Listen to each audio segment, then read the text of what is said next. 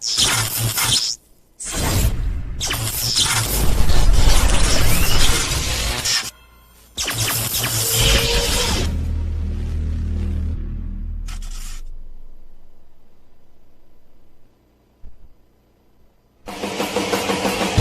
down, busy through the air in the first half, and he gets things going here with a touchdown. Plenty of room for Albert. A beautiful cut into the end zone. Hernandez around the corner. Beautiful cut, first down, and more from Reyes. Right side, find the edge, find the sideline. And here's that second gear. Handoff near side, Sanchez, foot race. And he's going to go untouched into the end zone for a touchdown. This time he's got a first down and more. In Pinkerton territory down the far sideline. Snap taking, pitch left side. Rock trying to navigate, breaks a tackle. Clemens back to the air. Deep down the near sideline, he's got a man. Harris Lopez, any fine room to the pylon? Yes, sir. Slant pass, touchdown, Souhegan. Far sideline, Londonderry's going to score a touchdown.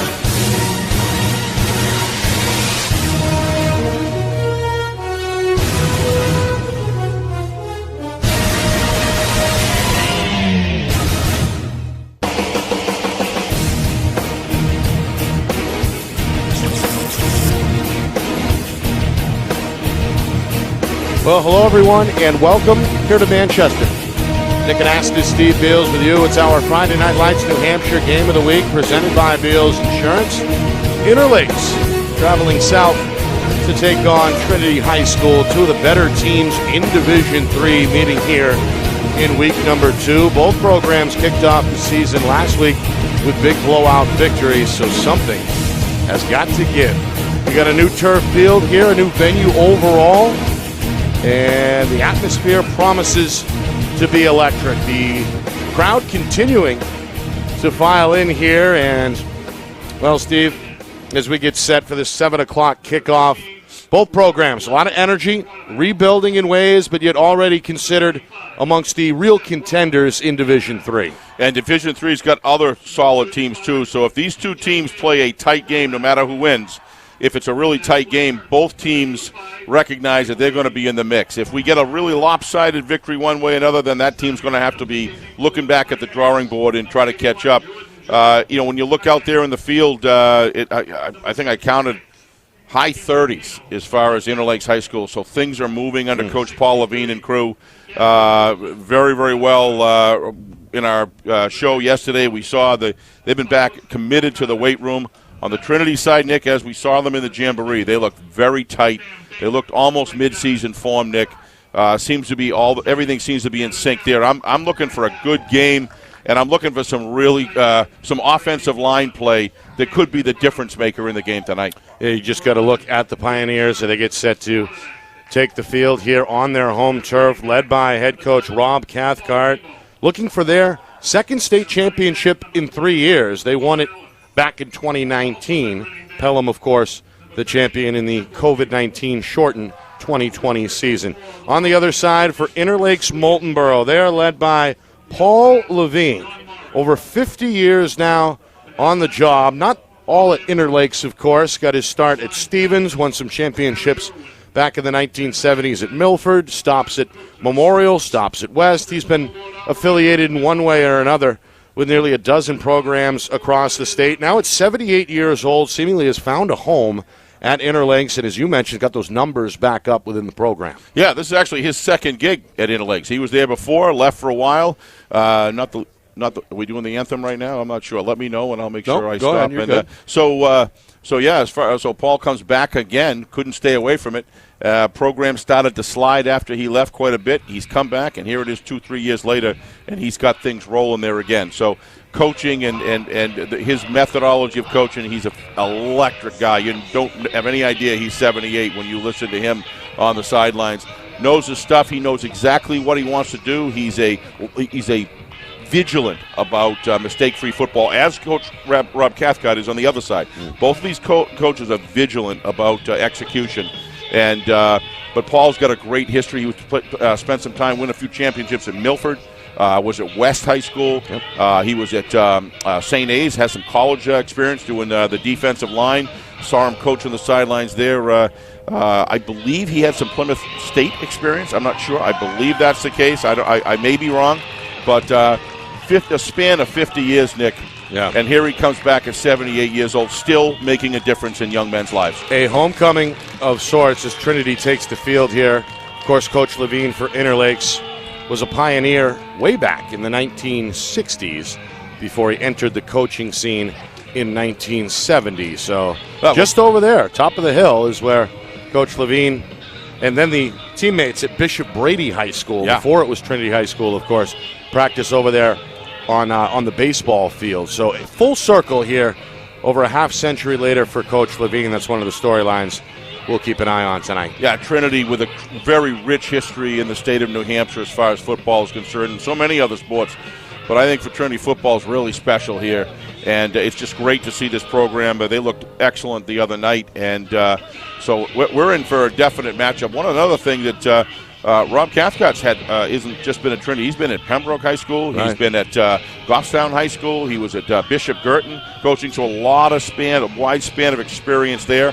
There's going to be no lack of experience. It's going to be fun to watch the adjustments that these coaches make, Nick, throughout the game. But both of these guys, you heard them on Gridiron, our Thursday night broadcast that I know you'll talk about later. On Gridiron last night, we had both of these coaches on, and you could clearly see that they want to run the football, without a doubt, both teams. Both teams looking for a 2-0 start after, as I mentioned, blowout wins in week number 1. Interlakes get it done on the road. They beat Winnisquam 30-0, a shutout victory to kick off the season. Trinity, they were on the road as well. They beat Conval.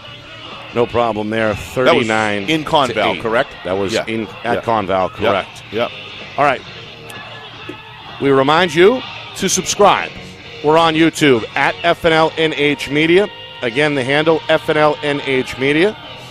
And, of course, free to subscribe. That way you won't miss a thing. Hit the bell icon as well, and you'll be notified whenever we go live. And, again, we'll be going live early and often all fall, all football season with FNL Gridiron, the preview show Thursday nights, our Friday Night Lights New Hampshire Game of the Week Friday night, and then a Saturday special as well. Tomorrow night we'll be back in the Gate City as Salem will travel to BG. That's a big D1 showdown that gets underway at 6:30 Eastern. So we'll be live again tomorrow night on FNL NH Media on YouTube. Always fun to go to watch a Bishop Girton game Saturday night. It's Stella. What a great field. I'll tell you, this place here is amazing too, Nick, as you said earlier. What an incredible facility this really just is. A couple of years old. Trinity, of course, for decades played down the street at Gill Stadium, which is also the home, of course, to Central High School. Manchester West played their home games there before their field was built a little over a decade ago. And we got some good history lessons from your friend. And I understand he's done some back, he gave us a schooling on what was the history of Gill, what they did with the field. Absolutely. 50 feet back. That's our research assistant, Tommy Amin. Man, Tommy. Helping us out tonight as he's going to help us out tonight, too. Great. For sure. Great. So there's the coin toss. When we come back, it's the opening kick. We'll get Steve's keys to the game as well as Interlakes and Trinity get set to battle here in week number 2. You are watching our Friday Night Lights New Hampshire Game of the Week. It's presented by Beals Insurance. Our broadcast today, as it always is brought to you by Beals Insurance Agency, with locations now in both Bedford and Londonderry. Whether you need home, auto, or business insurance, Beals Insurance will get you both the price and quality coverage that's right for you. Just call 603-471-9999 or visit BealsInsurance.com to request a free quote and start saving money today. Again, that's BealsInsurance.com. Is your company interested in showcasing your brand to thousands of high school sports fans across New Hampshire? If not, why not? And if so, let's go.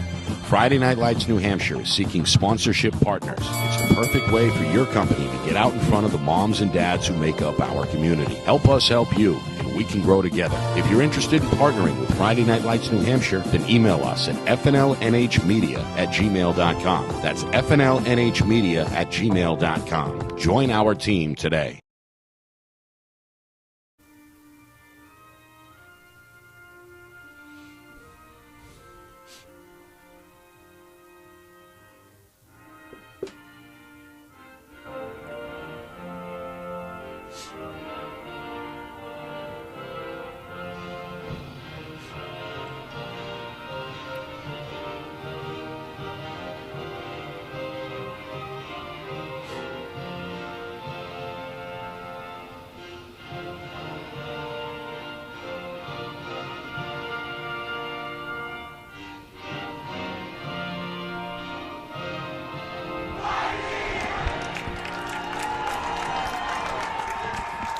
Well, there it is, the national anthem.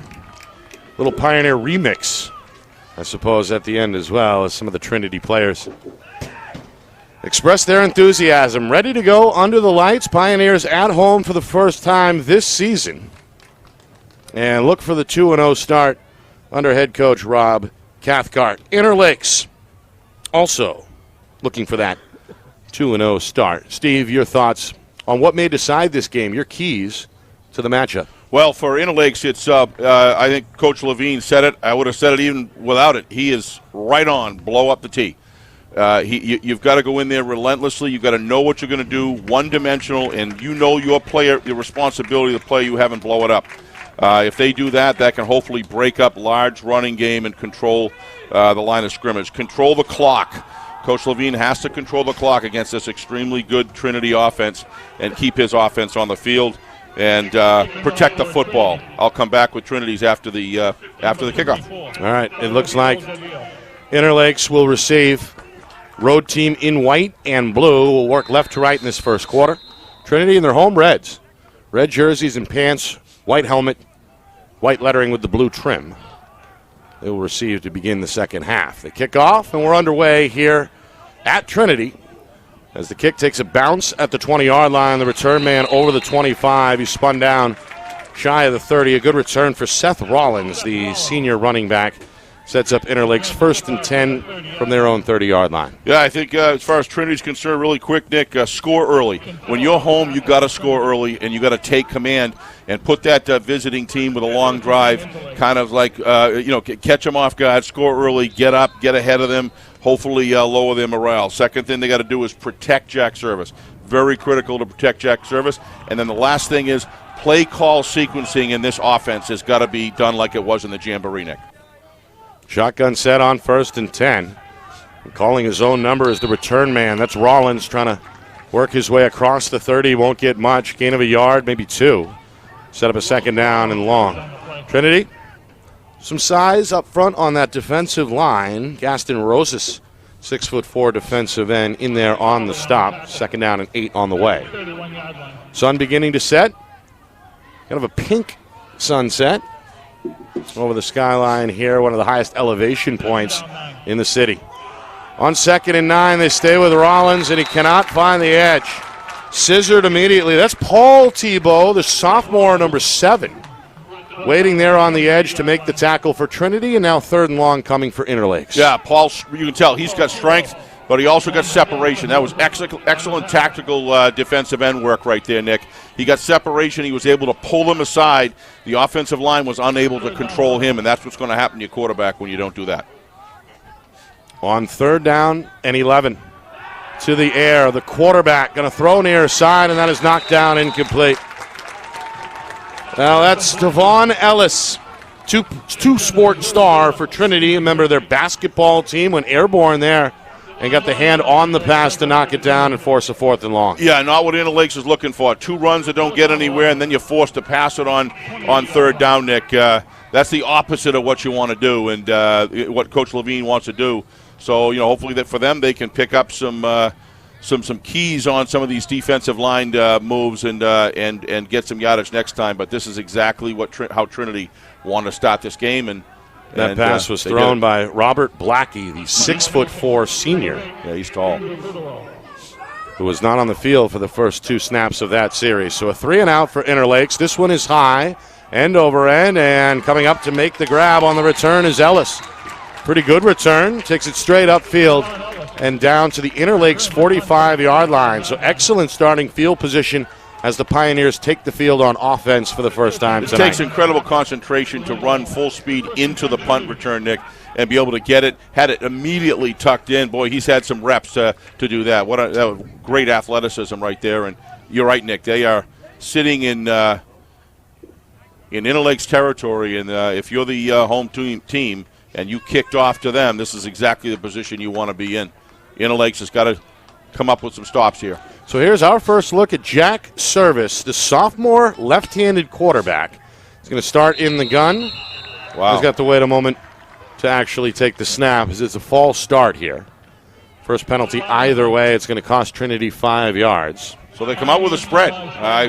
I figured they'd come out with a T and they come out with a spread, and Coach Cathcart's got both offenses he can run. To your point, hard to prepare for a Trinity team that really takes it to both extremes, right? The pass-friendly spread, and then, of course, the run-heavy T, really opposite ends of the offensive spectrum. As we get a look there at that Trinity huddle. So the penalty backs them up to midfield. It'll be first down and 15, and there's the T. As they change up the play call here on 1st and 15. Service takes a snap, fakes a double handoff, rolls to his right, releases one downfield where the catch is made. No, incomplete. No, he was bobbling it, Nick, as he ran out of bounds. That's an excellent concentration by the official over there, and good communication back and forth between the two. You'll see this. Look at this. That's Jordan Joyle, the intended target, the tight end. And then he's out of bounds. Boy, great job, John, picking that up. Our cameraman down in the field. Outstanding. Instant replay. Coverage there. We love it. Provided by Seth Rollins, who already made a few plays on both sides so far. I think they got away with a second false start, Nick. I thought somebody moved early on that last one, but we'll see. 3 receivers set. 2 here to the near side. The far man comes in motion. That's Ellis. They hand it to him on a sweep. Ellis breaks one tackle, almost makes the second man miss, but he's dragged down by the shoe. Able to lean forward down to the original line of scrimmage, the Interlakes 45-yard line. It'll be 3rd and 10 coming up for the Pioneers. Well, this is what Coach Levine talked about yesterday. He's perfectly happy playing, strong defense, tight defense, just like Trinity did the last one. This could be a battle in the middle of the field if this stuff keeps going on. So Interlakes, impressive so far on D. 3rd down and 10. I actually looked to me again like there was some movement early before the snap, Nick. What? Keep an eye on it. Yeah, keep an eye on that. But the refs aren't calling it, so they must be right. 2 minutes gone by, first quarter. Trinity looking for the game's first down. They keep it with Service. He's in trouble. He scrambles left side. He's going to take a hit at the line of scrimmage and get no further. Again, Interlakes diagnosing it well. Daniel Courier, the senior linebacker, in there on the tackle. Goes for a gain of 1 in the end. It'll be 4th down now and 9 for Trinity. And likely a punt coming up here as Coach Cathcart has a word with his quarterback. Looks to me like the defenses on both sides of the ball kind of have the O's number when you look at those two exchanges there, Nick. So they may be just feeling each other out. Like both of these coaches are more than happy, Nick, just to play strong defense and hopefully get somebody to cough it up. Well, they may go for it here, Steve. Yeah, it's 4th down and really 8 surprised. officially. Service under center. They toss it, and now the punt will come off the right foot of the sophomore, Paul Tebow. Oh, you got the bounce. Interlakes going to let it roll, and Trinity is going to make out like a bandit here. They down it inside the 5-yard line. Excellent roll for the home team and a tough starting field position here for Interlakes on drive number 2. It'll be 1st down and 10 from their own 5-yard line. I like the play, Nick. I mean, I was shocked that they were going to go for that, and sure enough, they didn't. But that was well executed. Had everybody up front. Nobody could get back. And when you see that ball land and you see that forward bound, you know that's going to be a productive kick. So Trinity, deep in their own zone, the field position game so far seems to be in Trinity's favor. Under center is Blackie. Takes a snap out of the eye, hands to the tail, and on a dive play, not a whole lot there for Rollins. Trying to find some room over guard. Again, that Trinity defensive line seemingly anchored by Gaston Rosas, who makes his 3rd tackle already here in this first quarter, 3.5 in. That defensive line at Trinity looks pretty stout, Nick. They're tall. They're in tremendous condition. They're athletic. They are as advertised as we saw the other night in the Jamboree at Gill. Yeah, they're in a 3-4 here defensively against the I formation on 2nd down and 8. Again, the run is left side, and again, it's bottled up for no gain. 3 red jerseys right there in the hole, including Silas Delgadio, the senior linebacker for Trinity. We've got a flag, though, here, Steve, or no? No. I don't think so. Nope. It'll be 3rd down and 9. Doing a couple substitutions. Yep. So 3rd and 9. And again, Interlakes may have to go to the air here. Blackie has thrown 1 pass. Going to pitch. Near side, trying to cut it up, and he's going to be cut down at the 12-yard line. Another carry for Rollins, but Not enough, though. Not nearly enough. A gain of 4 in the end. He needed 9. It'll be 4th down and 5 as, again, Paul Tebow and company make the stop for Trinity. Looks like this is going to be a defensive struggle. I mean, they need a good kick here. If you look at the way things are moving, if you're a field position person, looks to me like, Trinity's got the advantage here unless Interlakes can get a solid kick and another bounder. So they're going to show kick right off. So what Interlakes has to worry about is getting downfield and containing. Now we do have a flag here at the line of scrimmage. Uh-oh. Trinity clapping their hands. It'll be a false start against Interlakes. Not way the direction you want to go when you're deep in your zone. So 5-yard penalty will Devon Ellis really pin them back in the end zone here, Steve. This is where your special teams radar goes off, right? You got to get some height. I'm not sure I would kick this to Ellis. I'd probably bound it, try to go outside the hash marks, and just try to get some room behind you because Andrew Goodyear will get this one off just barely. High kick down the middle, takes a bounce at the 30-yard line. That's a live ball as players on both teams scramble on the turf. That was close. And Interlakes has it. Now Trinity can't believe it. Ellis trying to plead his case. Replay. See if we got a good replay on that. Ellis still pleading his case. He's the one who came away with the football. We're going to see it right here, Nick. We're going to see it. Well, the official is going to talk it over. Yeah, but we'll get a good view here, I think. Again, the live ball, and yeah, they're gonna keep it with Interlakes. It touched the Trinity player, if you can see it there. But yeah, based on the reaction, it hit a Pioneer. It's not going to change. Interlakes, going to get the game's first turnover. Huge. As they have the ball at their own 38-yard line. Pitch, left side. Rollins again looking for that edge. Run out of bounds. Took about 4 or 5 there. Thought he missed the hole upfield, Nick. It looked to me like he would have been better off. As soon as he hit the off tackle, he should have turned upfield. He only got 2 there, 2nd and 8. He had a lane there to go inside that outside contain. He tried to beat the contain, and I don't think it worked for him. I think he had a fair amount of running room there if he had turned upfield quicker. Pioneers have bottled up the run so far as we hit or near the midway point of this first quarter. Dive play to the fullback, and he'll lean forward for a couple, but not much. Big play here for Interlakes, Nick. If they can, move the sticks on this down. Well, we've not seen a first down yet. No. Either way. By the way, that was the first carry for T.J. Bailey, the junior fullback. 3rd down and 7. 6 minutes to go in this scoreless first quarter. Blackie goes back under center. He's got a tight end to the near side right. He's going to throw. Rolling left, has a man. Catch made near the marker. Ooh, this is going to be a tough decision. Very close. Tackle made by Trinity's Bobby Kinsella. After the catch was pulled in by the fullback Bailey, they're going to mark him just shy, about a yard short. So a 4th and looks like a long one here from the Interlake 46-yard line. Traditionally, I think Coach Levine is more than happy to play his defense on the field, Nick. It looks to me, though, like they're going for it.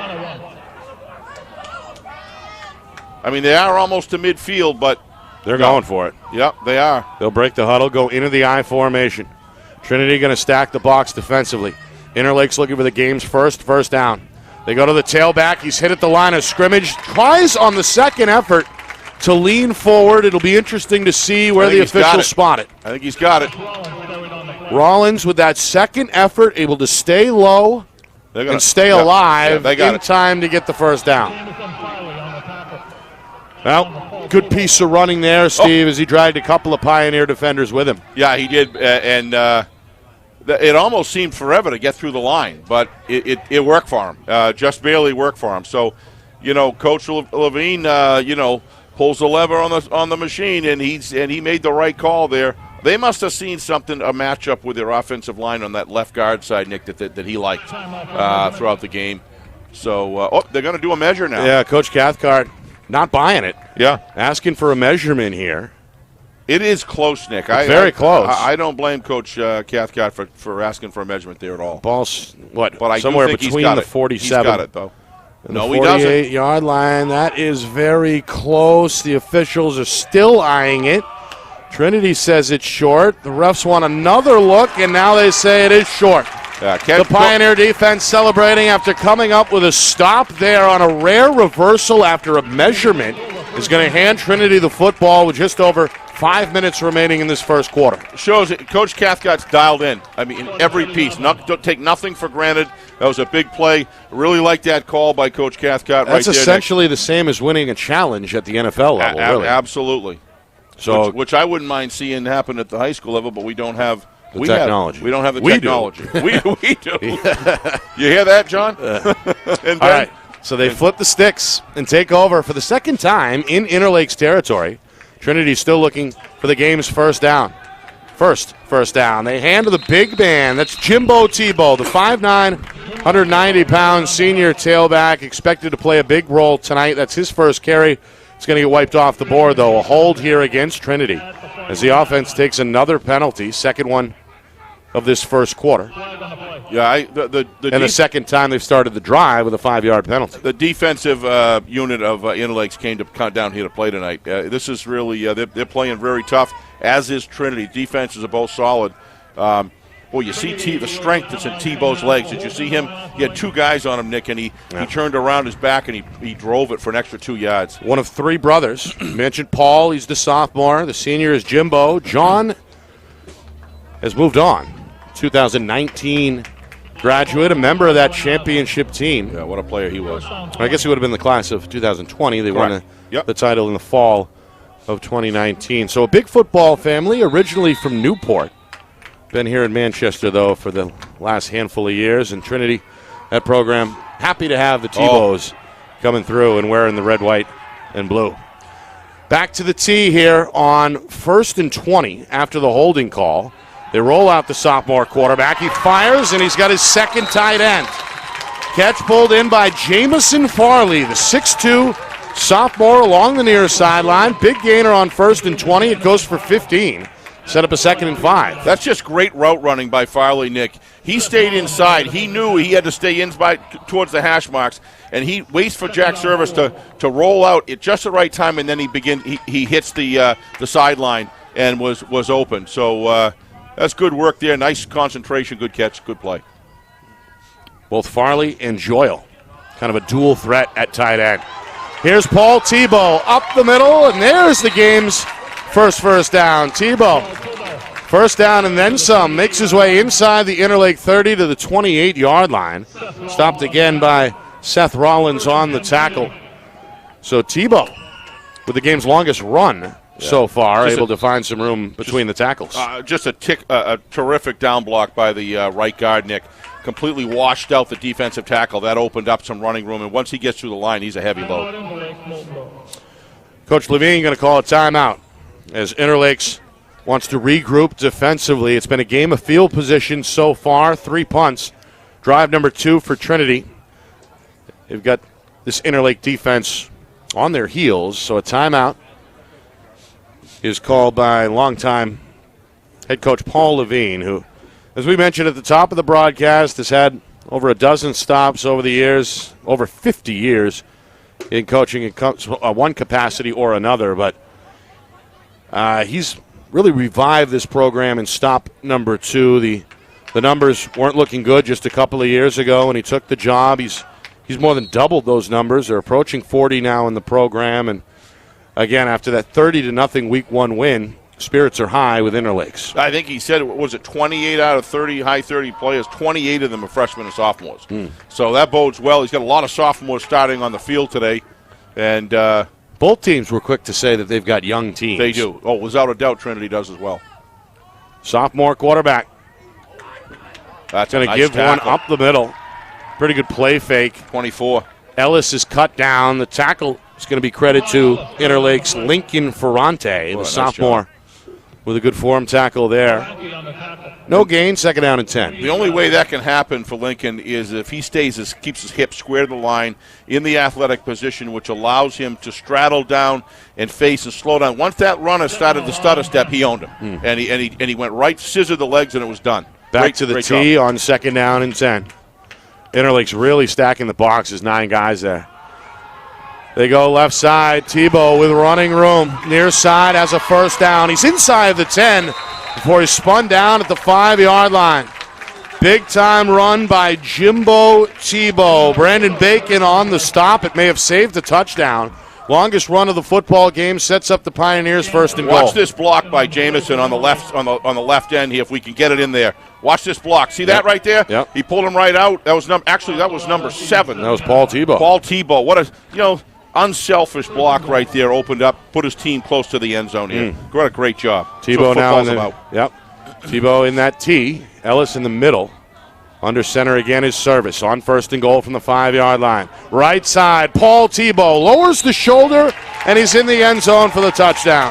Trinity on the board first. They cap up a 47-yard drive with a 5-yard touchdown by the sophomore Paul Tebow, who Coach Cathcart told us last night is his own brand of football, a physical brand of football. We see it on that touchdown run there. So he goes in, he makes a terrific block to get it down the field, then he gets the handoff and goes to the end zone. That's what you're looking for, players with the attitude that no matter whose responsibility is, I got mine, I'm going to get it done. And Paul did it on both those plays. Extra point try. Up.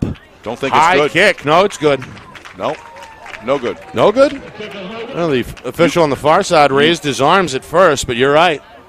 They confer, and they say no good. So it was a high kick off the right foot of Silas Delgadio, but the senior misses. So 6-0 Pioneers here inside of 3 minutes to go first quarter. I'm really surprised that they don't go for two with the running backs, the heavy, strong, rugged running backs, Nick. You got a pretty high percentage chance of getting the 2 yards you need. I'm surprised, but these replays we're getting here are just terrific from our camera crew and Ben back at the studio. Just fabulous. Yeah, good lighting goes a long way, and the field here has some of the newest lighting technology. We saw this a couple of weeks ago at Gill Stadium as well. Those new LED lights really do make a difference. Remind me of War of the Worlds, Nick. Remember when those right. when those machines that come out with that thing? Right. Just big bright lights up in the sky. Right? Absolutely. Doing their thing here. I mean the illuminating old version, this light. The old version, not the Tom Cruise version. The old one. I kind of like the Tom Cruise. Oh, I thought that was Spielberg. Spielberg, fantastic. Right. All right, left side. This is a deep one. It's got the crowd oohing and ahhing. It rolls shy of the goal line. It's picked up at the 1, and a big hit is laid down at the 10-yard line. Good tackle by Mark Niyama. Wraps him up at the 10. So Interlakes, they started one drive inside the 5. They start here at their own 10-yard line. Yeah, this is that. And the offense has got to get some first downs, Nick, because the defense has really been worked hard. And they need a little break, get some, a lot of these guys are playing two ways, no question. But they'll see it right here. Yeah, not much Tristan Kamen could do on that return. Great job. Great tackle. Wanted to make sure the football was secure, of course. Did what he could to get up to the 10-yard line. But a special teams win there for Trinity. 6-0 Pioneers. Interlakes looking for their first down. They go back to the I formation on 1st and 10. And they give the handoff to the tailback. And again, not finding much. Bottled up immediately by Joyle, I should say, the tight end on offense. Also, big part of that defensive front. He makes the tackle there for no gain, 2nd and 10. Offensive line looks like they're starting to stand up a little bit, Nick, out there. And that's usually a sign of fatigue or, this defensive line. If you look across the board, Nick, that Coach Cathcart's got here, it's pretty impressive. They're doing a terrific job controlling the football game right now, really. To continually getting the ball back. Interlakes has got to break out and try to. It's a 3-4 set for Trinity. Shotgun look now for Interlakes on 2nd and 10. Blackie going to pump, going to run, and going to get hit. Lucky to get back to the line of scrimmage. Chopped down by Farley, who stayed home. And now another 3rd and long coming for Coach Levine. Yeah, doing some excellent form tackling being done by Trinity defense. They're not just big; they're well trained. 3rd down and 10 officially. Final 90 seconds here, first quarter. Blackie under center. They're going to pitch. Rollins forced upfield and again met and tackled shortly downfield. Not much. Nioma waiting there. Paul Tebow able to turn the play upfield. Nyoma showing that good form tackling ability we saw a moment ago. Makes another stop, and now another 4th and long for Inter-Lakes. That's just how it's done. Good tackle. At Trinity. Great form. Playing well so far. Defense is yet to allow a first down. Not only is that great form tackling for the benefit on the field, it's also for the benefit of the athlete to not get injured. It's being done properly. He's in the football position and lifting as he's tackling to avoid taking the compressions that you don't want a player to take. Well trained. Andrew Goodurl with his 3rd punt stands at his goal line. A flag flies. This is a line drive effort, end over end. Takes a bounce. Scooped up off the fingertips of Kinsella. Kinsella able to stay alive down that far sideline. Good return to the 25, but again, let's see what the flag is about. It was thrown by the line judge. Looks like it's upon coming the snap. back. Looks like it's coming back, Nick. I don't know if that was after the kick. When did you see the flag go? I saw it on the snap. It was on the snap, yeah. So be very interesting to see how this works out. Officials have been busy so far. 2 penalties each way prior to this play. And it's going to be, I believe, a false start against the Inter-Lakes. Yeah. Yep, wow. I have a funny feeling they're going to decline the penalty because they got a heck of a... Yeah, I think the Trinity sideline already indicated they weren't going to accept here. Again, a good return by Kinsella. And Trinity, as of right now, set to take over at the Inter-Lakes 25-yard line. They've won the field position battle so far with 30 seconds or so remaining here first quarter. It's quite a conference they got going on. They're going to pace it off, I guess. Yep. I don't understand.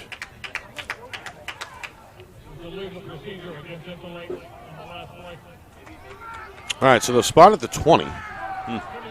Not sure why the 5 was tacked on after the play. I don't understand that at all. I think that's the wrong ruling. The officials are going to blow it. I don't here. understand this. And Coach Levine is right out on the 30-yard line and does not understand it himself. I don't either. This penalty should have been declined where Trinity would have kept it where it was. Right, at the 25-yard line. So, Coach going to fight for those 5 yards there. Hot under the collar, the 78-year-old veteran. Still showing that enthusiasm there on the sideline. Well, I don't know. They're gonna leave it at the 20 after they explained something to Coach Levine. So Trinity already with the nose of the football tickling the red zone here as they begin another drive. They've got a 6-0 lead here with 30 seconds to go in this first quarter. They go to Jimbo Tebow, left side, going to be hit at the 15, going to lean forward to the 13-yard line. Healthy chunk play there on first down, a gain of 7. Tackle made by the Inter-Lakes linebacker Brandon Bacon. And I believe that is going to be the final play of this first quarter. Yeah, Inter-Lakes has got to be careful on defense where they're starting to kind of back up as they move to the sideline, Nick. They're backing up and they're doing some catching. And you begin to lose that sense of attacking the offense, and that'll do it. First quarter in the books. We step aside. Trinity, a 6-0 lead on the board, looking to tack on another when we come back. Live from Manchester, it's the Friday Night Lights New Hampshire Game of the Week presented by Beals Insurance.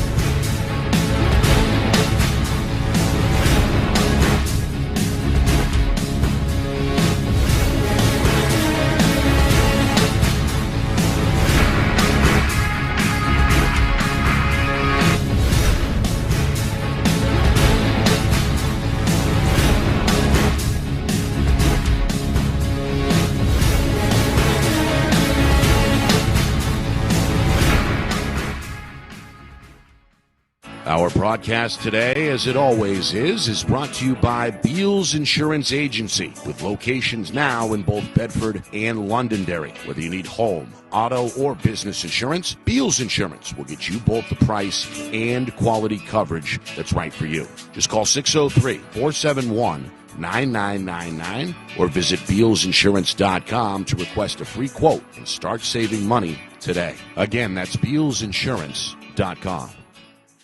Is your company interested in showcasing your brand to thousands of high school sports fans across New Hampshire? If not, why not? And if so, let's go.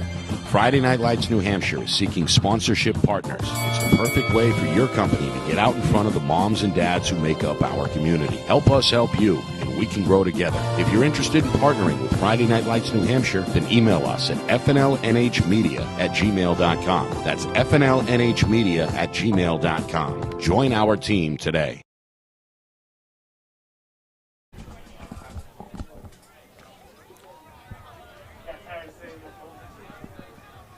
All right, back here for the second quarter. Trinity on the march. It's a 2nd down and 2 officially as they begin the second quarter with a 6-0 lead. This is John Tebow showing the speed as he picks up the first down along the near sideline. Forced out of bounds, at about the 5-yard line. So another 1st and goal for Trinity. Tebow, the sophomore, scoring the game's only touchdown late in that first quarter. Had his eye on number 2 there before he was taken out by the Laker linebacker Seth Rollins. So Trinity eyeing the, a 2-score lead here if they can punch it in. Yeah, he runs with power. They're going to break the huddle with the T formation on 1st and goal from the 5-yard line. Jimbo Tebow, not going to happen here. Hit immediately in the backfield. It's going to go for a loss. Inter-Lakes with a couple of guys on the scene, including Joey Doda, Nick, junior defensive end on the stop, 2nd and goal. Yeah, I guess we're not going to get a replay. That's okay. Everything's moving so fast. But one of the things that you see there about Coach Levine talking about blowing it up, if you're able to see, we're going to see it again. Watch the interior of the line blow it up. Well, yeah, it see that? Like Doty came in exactly untouched. Take the low, you take the 2 tackles out, and you free up the linebackers able to come in. That's exactly what happened. In that case, it was the end. 2nd down and goal, and Service trips. Took the snap and got his legs tangled up. He's marked down back at the 10-yard line.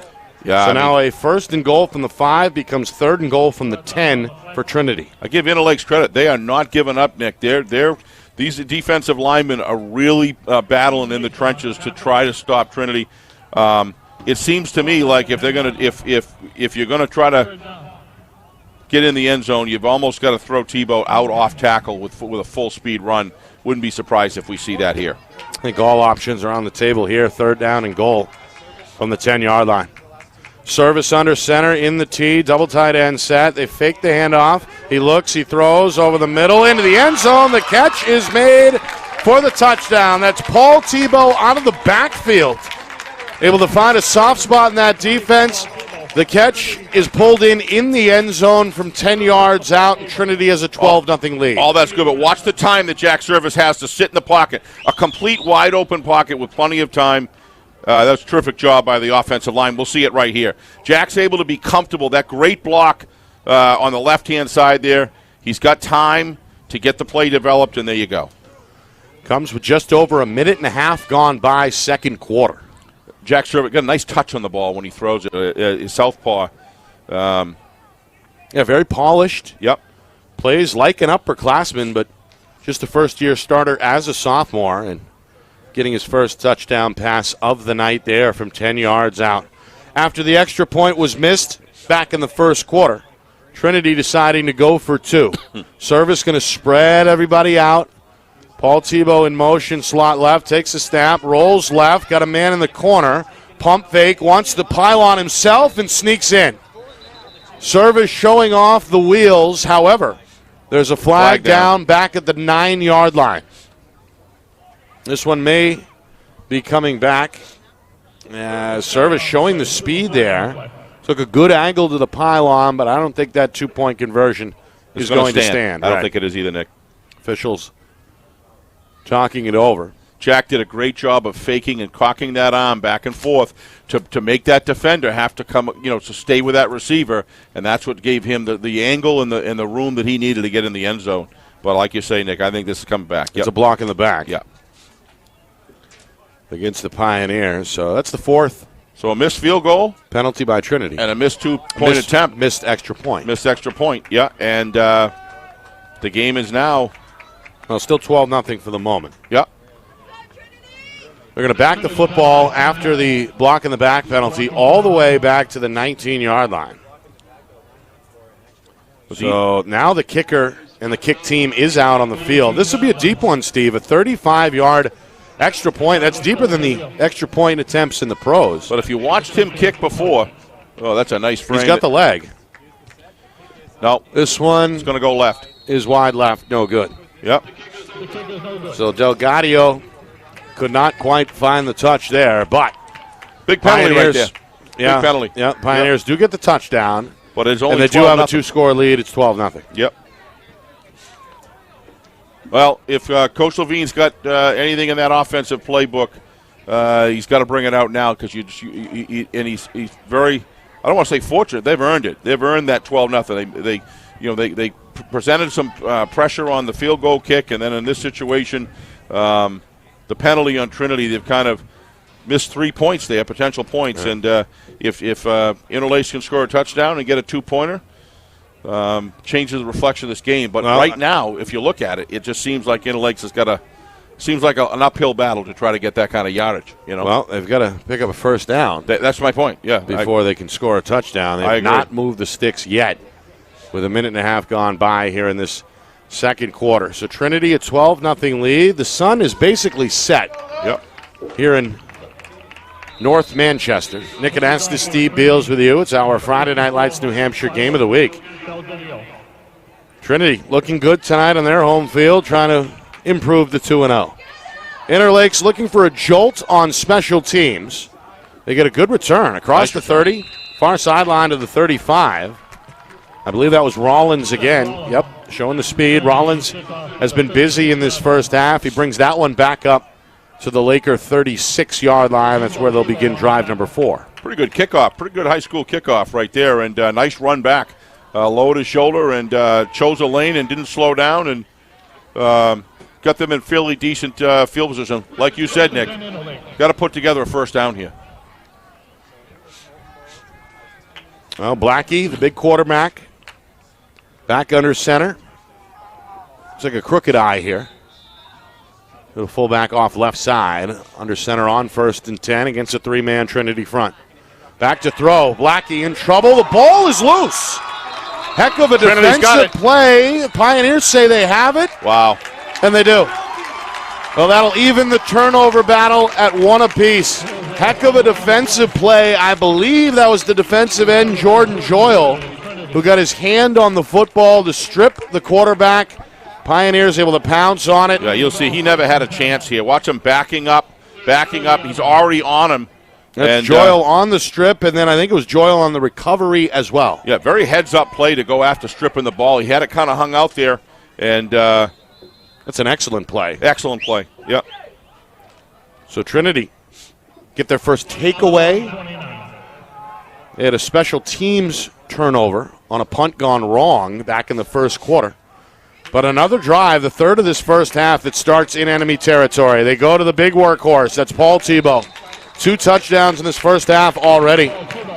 Leaves a trail of bodies in his wake as he moves inside the 20 to the 19-yard line. A gain of 11 on first down. We get another look at that, Nick, on a replay while we're waiting there.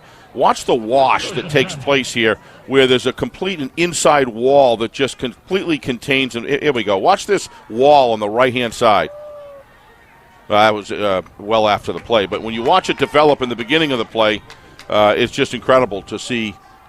First down. What a great blocking job. First down and 10. Pioneers have run the ball well tonight, or at least so far in this first half, as Tebow again able to lower his shoulder. That's Paul, the sophomore. Meanwhile, they're going to spot him down inside the 10-yard line.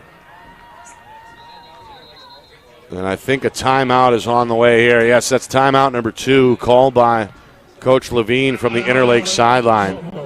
He greets his defense about 10 yards onto the field there. He's hot under the collar, it looks like. Not pleased. Inter-Lakes down 2 scores already.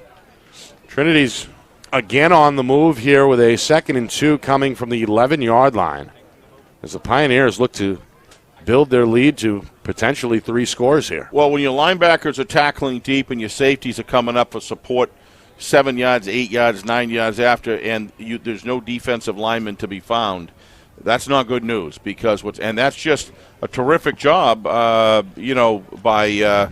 by Trinity's offensive line, and the play design is designed to kind of wash and kick out and then block up through, and they're getting 7-8 yards before they're getting touched. And let me tell you, if you're a linebacker and you have to make that tackle that deep and while you're standing while they're coming at you, that'll wear you down. 2.5 gone by, third quarter. Live here from Manchester. Been a good one here, week number 2. Both teams angling for that 2-0 start. Slow first quarter. Game of field position for the first 9 or 10 minutes, but Trinity with 2 Paul Tebow touchdowns, a 12-0 lead, looking for more here on 2nd down and 2 from the 11-yard line. Handoff, Jimbo Tebow, good cut. And then a powering move inside the 5. He leans for that goal line. Is he in? He's touchdown, in. Trinity. Touchdown. What a run.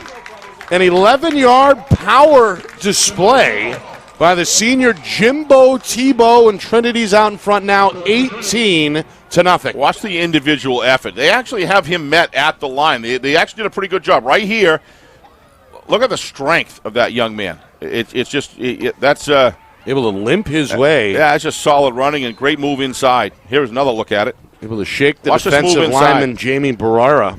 Good lateral movement on the inside. Saw an opening. Both Barrera and Wes Bailey trying to hang on for dear life, but Tebow able to slip both defenders on his way to that 11-yard touchdown. So Trinity with an 18-0 lead, vying to go for 2 here. So strong. From the 3-yard line, the T formation. They're going to run play action, rear side, into the end zone. Catch, pulled in the corner. That's Joyle, the man who started it all with the strip on defense. Gets the 2-point conversion, and Trinity pumping up the lead, pumping up this crowd. It's now 20-0. That's a nice call. Running, literally coming from the on the left-hand side across the back side of the field. Service, watch a nice rollout here. That's excellent athleticism right there. Good job. Able to sneak behind the defensive secondary of Inter-Lakes. Oh, these are great shots. So the 11-yard run capped off. Boy, Service got nice touch, Nick, when by he the throws Service to Joyle 2-point conversion combo. So 18-0 becomes 20-0. Still plenty of time to go before halftime, over 9 minutes, but Inter-Lakes in a little bit of trouble here, Steve. The offense has been stuck in neutral. That turnover really hurts them. They've lost the field position battle so far. Coach Levine, I'm sure, trying to seek some answers over there on that visitor sideline. Defensive line is just getting beat, Nick. There's no two ways about it. That's what's going on. Getting washed out of the play, and it's left up to the other 7 players. Line drive kick, fielded at the 20, across the 30, 35, hit at the 37 and forced backwards. Another good return on special teams. Seth Rollins, the senior's been running hard in this first half, trying to give the Lakers a spark here. The offense will set up shop at their own 35-yard line, 1st and 10. You see Joyle on the tackle, Trinity. Yeah, I'm just seeing some matchups with some big, strong guys against some, looks like some younger players, Nick, and they're just losing the individual battles, which is turning the tide of the game here. Well, Trinity, they've stifled the run defensively. They have. Primarily out of that 3-4 look. I formation, 1st and 10. Blackie the snap, the handoff to Rollins, and again, not much. Lucky to get back to the line of scrimmage. Forward progress might give him a couple. Rollins, they'll mark him at the 40. Clock continuing to tick now. 3 minutes gone by, 2nd quarter, and a 2nd down and 9 on the way. 2nd down 9. I'll remind you, subscribe to the channel. It's free to do so. You won't miss a thing. We're on YouTube at FNL NH Media. Again, on YouTube at FNL NH Media. Subscribe for free. Hit the bell icon as well. You'll be notified when we go live across the country, across the world, via the internet, of course. Busy all fall. As we take a look at Blackie on 2nd down and 9. The big quarterback going to throw. His pass tipped, incomplete. Wow. Service, his counterpart. Also playing safety, of course, for Trinity. Gets his left hand on that football. It goes incomplete. And now a 3rd down and 9 on the way. We're going to see it. Watch him go all the way across the field here. On the play for Trinity. Look at that. Look at this hustle right here. And there he is, flying in Wow. last second to knock it down at the 50. So good defensive play by Sure was. Service. 3rd down 9. Nice pass, too. Yeah. It was Blackie on the rollout, still looking for his first completion. Interlakes have not been able to move the chains in this first half, hoping to do so here on the 3rd and 9 from their own 40. Blackie with some time initially. It's a screen pass, right side. Catch is made by the fullback, but he's not going to get much. TJ Bailey in trouble immediately upon pulling that one in. He's going to lose 2. And now a 4th down and 11 facing Interlakes as this offense has not found any solution so far to this Pioneer defense. No, the defensive front is just completely dominating the offensive line, Nick. When you look at some of the matchups out there right now, and then you get to the point where you got to start resting players too, and Well, 4th down. There's a pretty significant. They give him a little bit of a break on that forward progress. They got him back up to the 40. Yeah. So it's 4th down and 9. And again, another punt expected from the Laker kicker, Andrew Goodorl, who's been busy. Goodorl takes a high snap, gets off another good one. It's going to send the return man Ellis back to the 25. He fields it off the second bounce, picks up a block, looking for daylight near side, slips a man at the 40. There's a flag down on the play. It's going to be a block in the back. He's going to be ultimately tackled inbounds along this near sideline, shy of the Trinity 45-yard line. But again, there's a flag at the 45. That's coming back. It was a clear block in the back there. I didn't think the ref saw it, but it looks to me like they did, and that's going to go. That's going to be moved back quite a ways.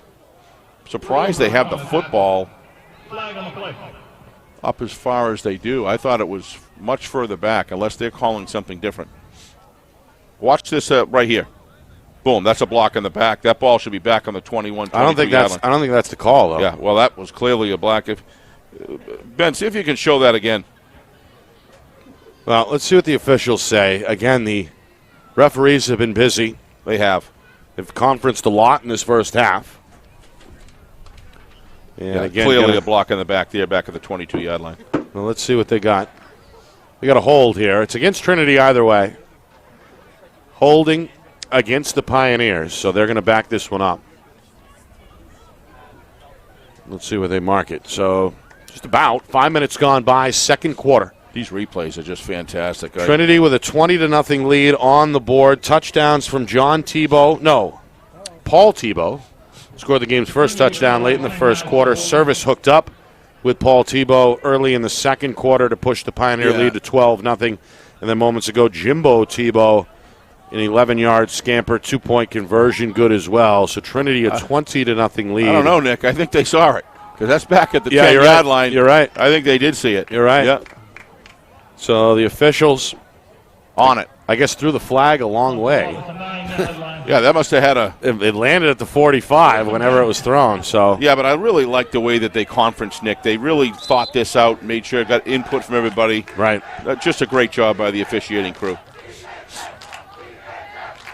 All right, the student section trying to fire up the Trinity defense. They're on their feet along the fencing area here at the bottom of the stands, chanting THS. Not fire up the defense, fire up the offense, of course. Jimbo Tebow left side on 1st and 10, able to sneak his way through the hole, but not much. That's a great job by the defensive line. They're able to take a look at this. You're going to see a much better job of getting in the gaps and controlling. Look at that. Able to control that line of scrimmage. That's a good job by Interlakes. Hole closed quickly. They spot Tebow down where? Just outside the 10-yard line. We'll call it the 11. Gain of 2 officially, 2nd down and 8. We move towards the midway point of this second quarter. T formation, Service under center, eyeing a 4-man defensive front. Handoff left side, breaking through is Jimbo Tebow. 1st down and more. Across the 25, drive down inbounds along that far sideline at about the 29-yard line. So Tebow, the senior, flexing the muscles, showing that strong running there, and doing a great job moving the sticks again for Trinity. Yeah, but he got a great seal block from the outside, Nick, to be able to run around. And then once he turns upfield, he's just so difficult to bring down. He runs heavy and strong. And he's shifty, too. He's deceivingly shifty. He is. He's built low to the ground, and he just he gets the most out of it. T formation again for Trinity. The box is stacked. They go right up the middle. Jimbo slips a tackle and then leans forward across the 35, chopped down at about the 37-yard line. Another tackle on the Interlake side for linebacker Daniel Courier, who has been busy. Trinity sets up what looks like a second down in inches here after nearly a 10-yard pickup. Pioneers have run the ball well. Very methodically moving it down the field. Inside at 6 minutes until halftime. On second and short, left side, Paul Tebow. First down and then some. At midfield, foot race, far sideline. At the 40, 35, hit near the 30, and again tackled along that far sideline. It's a gain of nearly 25. Paul Tebow, the sophomore, putting together a pretty good first half here, Steve. A couple of touchdowns already to his credit, and another big first down run there.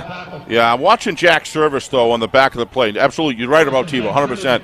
But Jack's doing a great job of fakes. He's forcing. If you watch that play, if you're able to see it again, you'll see that he pretends he's tucking the ball up. So those safeties, and maybe we'll get another one. Probably not, but you'll see it. He's just playing a terrific game. It's impressive. First and 10. Again, Tebow, the fullback with some speed. Near side, dragged down, spun around, but not before he reaches the 20-yard line. Brought the linebacker Tristan Kamen with him on another big, powerful run of nearly 10 yards. Going to give him 9 in the end, it looks like. Watching Jack the last 4 or 5 plays, just kind of paying attention to his mechanics and his fakes and things. He's really scoring on all levels. He's just really impressing me with the training, obviously, that Coach Cathcart said he put in. You can see that here. Yeah, Coach praised him last night on our show, FNL Gridiron. Talked about the work the sophomore put in over the summer, really earned the job, grabbed the bull by the horns, so to speak, and has looked excellent tonight under center. Going to hand one off. Paul Tebow, right side, trying to dash it. Spun down where? At the 15-yard line. Tackle made by Interlake's Kevin Hickey. Linebacker got him around the waist. We head toward the 4-minute mark here, second quarter. Again, Trinity on the march, a second down and 10, with the ball spotted now inside the 17-yard line. Good relationship you can see between Jack Service and Coach Cathcart, too. Always look at that. I always felt that Billy Ball just aces that tremendously. When he develops a tremendous relationship, you can see Coach Cathcart and he have got some good communication going on. Yeah, good chemistry, quarterback and coach. Handoff left side. This is Mark Nyoma. Trying to stretch out the play. Ends up inside the 10-yard line. Again, Hickey and company on the stop. Courier there as well for the Lakers. This one is placed where? Just inside the 10-yard line. Another first down and goal for Trinity. Nyama, he's got some great tackles tonight, too. He's checked in on defense and special teams as well. And a good run there, able to lean forward. Despite the best effort by Bacon, who is in the end credited with the tackle for Interlakes. First and goal from the 9-yard line. T formation, service. Hands right side, Tebow. A good lead block by Nyoma. Cut down near the goal line. Is he in? Yeah, I think he is. The officials talking it over. Still no signal yet. Wow. Some of the Trinity fans are clapping their hands, but they're going to mark him just short, Steve. Watch the nose of the football is at the goal line. I don't think so. I think he got in. Watch this. Again, a good run. Tackle made just in time, it looked like, by the Laker linebacker, Seth Rollins. Yeah, if we have that replay from upstairs, I think you'll see that looked to me a lot like he here we go. Watch this. And again, very close. Hit made, he leans forward. Looks to me like it's over the line. It looks like he's in the end zone, but yeah. Officials Maybe his say knee no. went down. Oh, no, they did. They called it a touchdown. Oh, all right, I was going to say that. I didn't see the signal. Well, so it is a touchdown for Trinity. You got the lights on it here. 26-0. Extra point now on the way. High snap. Kick is partially tipped and no good. I believe an Interlakes player got a hand on that kick. That may have been Ryan. It did or look rather, like it was Connor Adams. I think Connor Adams, a sophomore, got a piece of that. It was a high snap. See if we can see that again. But in the end, no good. Trinity, though, they do get the touchdown, and it's the third score already of this first half for the sophomore Paul Tebow. It comes with 3:07 to go before halftime, and Trinity blowing this one now wide open. Yeah. 26-0. Yeah, once those offensive line dominations start happening, that's you're going to see a breakdown because everything's in the secondary. And here we're going to see a replay on the kick, Nick. Yeah, it hit somebody. Yeah. I actually think it hit the back of number 84. It looked like it went off of his shoulder pad. So great camera work. Yeah, we got two videographers who know what they're doing tonight. Craig upstairs. Yeah, Good job. For sure. Giving Kristen a break. Yep. She's home with Winston. A well-deserved break.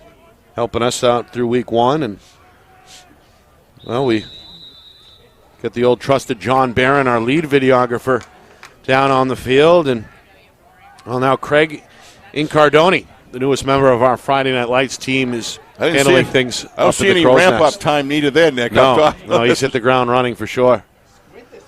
This one is a bounce here off the squib, and then a nice tackle at the 30-yard line. That's Paul Tebow on the stop as he spins the return man Cayman down where at about the 30-yard line. Yeah. So Inter-Lakes will come out first and 10, I believe still seeking their first down of this first half. 3 minutes and change remaining before halftime. Coming up at halftime, a look around the state. Yeah. Busy slate in week number 2, games across the region. We'll get to as many as we can get. Hopefully a peek at some statistics from this first half as well. That's coming up at halftime in just over 3 or so minutes from now. All right, first down and 10. White, tough cadence call. It may have gotten the nose guard to jump. Got a different quarterback in for Inter-Lakes, isn't it? Give me a second to take a look. I may be wrong. No, I think Silas Delgadio, who's also the kicker, is the nose guard there, may have been guilty of jumping into the neutral zone. I guess that is Blackie. Yeah, it is. Yeah. Yeah, Blackie has played both ways. Yep. Looking for his first completion tonight. Interlakes is stuck with the run to this point, but we may see Blackie go to the air more with the score being as it is now. Yeah, this all right, they're going to hit Trinity with a 5-yard penalty. That's been the one thing that Coach Cathcart, I would imagine, would like to address is the number of penalties tonight. Yeah, that's a good point, for Nick. Trinity. It has not hurt them on the scoreboard, but we've seen half a dozen now. But you start playing a team that you're not dominating, then at that point, those things become very important. Yep.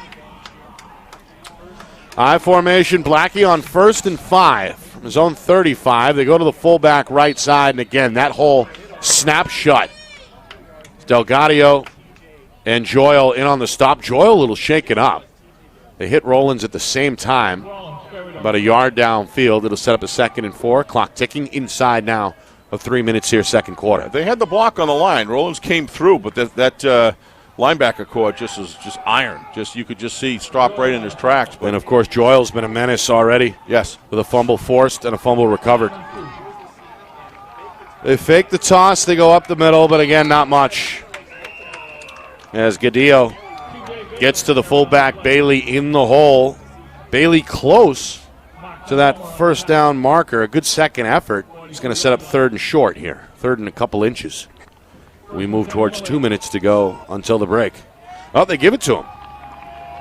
Well, the officials had signified 3rd and short. They say, nope, 1st and 10. So Interlakes, they get that monkey off their back. They finally move the chains here just outside of 2 minutes remaining before halftime. Lakers trying to get something on the board before the break. Trailing big here, 26-0. High formation, straight dive by the halfback. Not much. Again, Rollins cut down right around the line of scrimmage. Give Noah Frenette, the sophomore for Trinity, credit on the tackle. Pretty good spot on that play. Ends up with 3. And a 2nd and 7 coming with 100 seconds remaining. Yeah, I thought he got to the 43. They get him at the 44. 44, but Interlakes will take it. They're going to drop Blackie back into the gun. He's flanked by 2 running backs in a shotgun, and we got movement here on the snap. They're going to blow it dead. That is that's going to hurt. I mean, they're in a situation where they've got 2 downs to get a first down. They move the sticks. They had some momentum, too. Had some momentum, an untimely penalty right there. Yes, sir. So the false start will back up the Lakers 5 yards. And the ball will be snapped now at their own 39-yard line. Minute 26 to go. Looks like Coach Cathcart's put in a couple of backup players in to give some of the starters a rest. Blackie out of the gun, under pressure, trying to find a way out and won't. Hit on the near side. Frenette made a tackle a moment ago, gets credit with a sack here. Slapping hands with his teammates after he drops Blackie for a big loss. The big Interlake quarterback tackled at the 34. Loss of 5 on the play. We move inside of a minute now, first half. 3rd down and long facing the visitors. Yeah, that penalty really hurt there, Nick. They got some progress going, and they just can't afford to go backwards here. But well, we'll see how they play it here. Do they try a pass or they stay conservative? They'll pitch it. Rollins forced upfield and is going to get hit at the 35. Still on his feet at the 37. Trying to find the original line of scrimmage, but well shy of that. So a 4th and long, 4th and 12 it looks like. Clock continuing to tick down. 15 seconds now and counting. I think Coach Cathcart's going to let it go. Yeah, I think so. Trinity, they have all 3 of their timeouts. Now a whistle does come with 9 seconds remaining, and there's the Pioneer timeout. Yeah, so they're going to get the ball anyway in the second half. So Trinity will receive the ball in the second half. They kicked off. So Coach wants one more shot, Yep. it looks like. Yeah, why not try to get maybe a block? Well, if not a block, why not maybe get a run back or something? You just never know what happens, So 9 but Trinity seconds. looks solid. Trinity looks like they're just.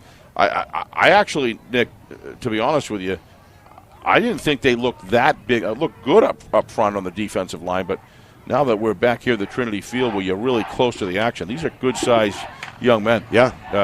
They've got, and they're in 6'3", 6'4", they're DNs. Oh, they're strong and in shape and Yep. well-coached. And to your point, you've got to have, if you're going to run a 3-4, you've got to have some real horses, some size on those 3 down linemen, right? They're down linemen, but it's kind of, they act like it's really like a 50, to be honest with you. These guys are right up in the line. Yeah. But you're right. As far as down linemen, it is a 30, no doubt. But these guys attack. I mean, the middle linebackers have basically hovered around the line of scrimmage. Correct.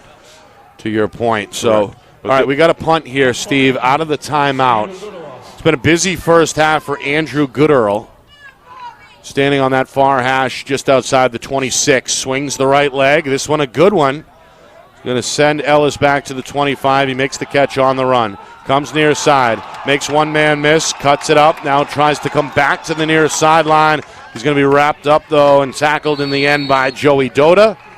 And that'll run out the remaining 9 seconds and send us to halftime. Trinity on their home field looking good. A 26-0 lead on the board through 2 quarters. They've been led by sophomore tailback Paul Tebow, who has 3 touchdowns so far as we hit the halfway point, Steve. Yeah, I mean, I'm very surprised, to be honest with you. After a 30-0 win against Winnisquam may not have been a great team, but that was a solid effort up there. 30-0 is 30-0. I knew Trinity was good. I expected them to be up on the first half, but I didn't expect it to be 26-0, to be honest with you. And just some bad breaks and had some penalties at some bad times. But let's be right up front. This is just individual matchups in the trenches that Trinity is just dominating across the board, and there's not much you can do about it. It's really I don't know if they change up their offense a little bit. I don't know what Coach Levine's got on paper to bring out some adjustments on the offense, but this is really, defense has just been on the field pretty much the whole game. It's been 3 and out other than this one. So I'm a little surprised that it's this gap. I thought that Inter-Lakes was going to be able to hang in there and maybe be 16-10 or 16-6 or something like that. It's a little surprising.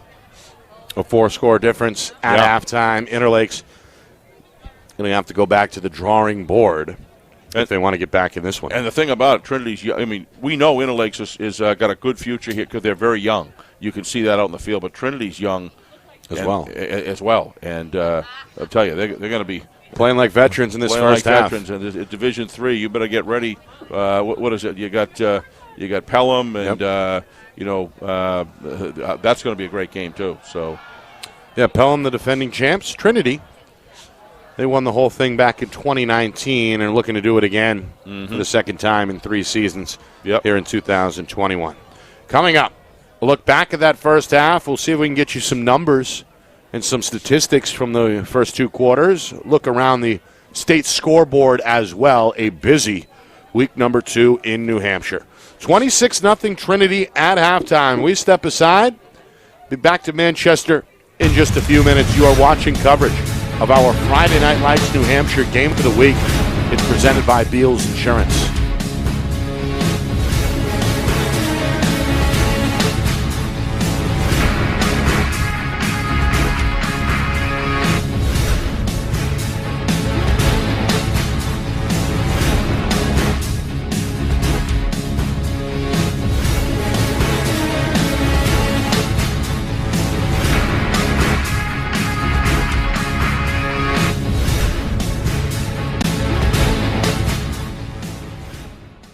Our broadcast today, as it always is brought to you by Beals Insurance Agency, with locations now in both Bedford and Londonderry. Whether you need home, auto, or business insurance, Beals Insurance will get you both the price and quality coverage that's right for you. Just call 603-471-9999 or visit BealsInsurance.com to request a free quote and start saving money today. Again, that's BealsInsurance.com.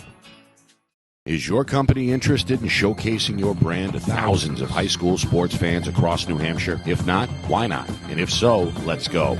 Friday Night Lights New Hampshire is seeking sponsorship partners. It's the perfect way for your company to get out in front of the moms and dads who make up our community. Help us help you, and we can grow together. If you're interested in partnering with Friday Night Lights New Hampshire, then email us at fnlnhmedia@gmail.com. That's fnlnhmedia@gmail.com. Join our team today.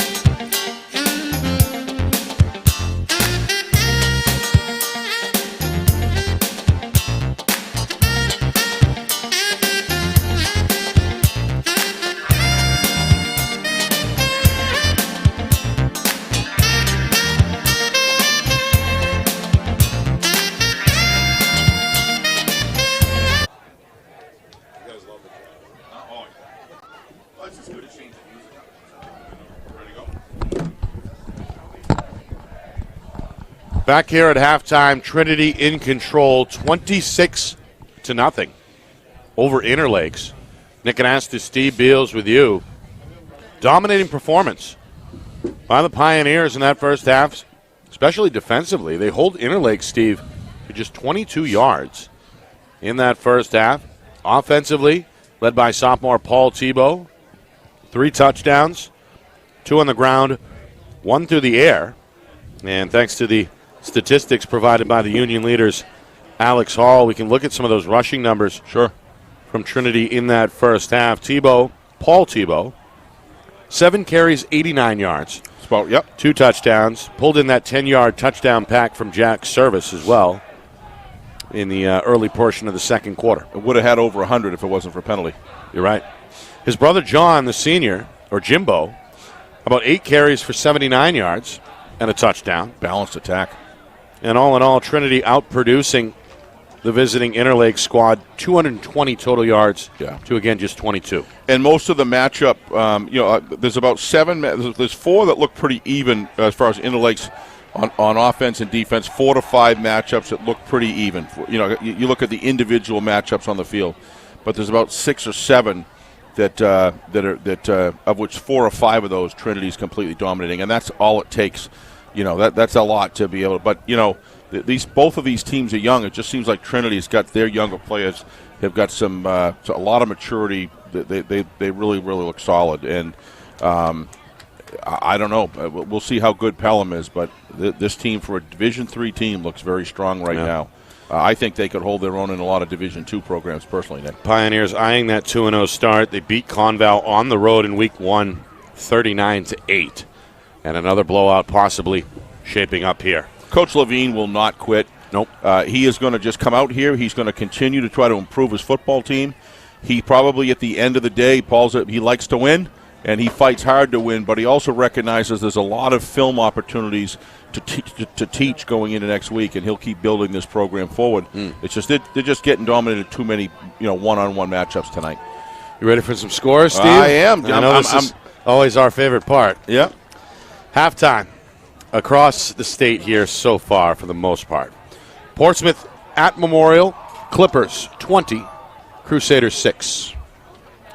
Londonderry beating up on Nashua South 23-0. Yeah, another rebuilding year. Remember we talked about for Coach Lozon. Yeah, right.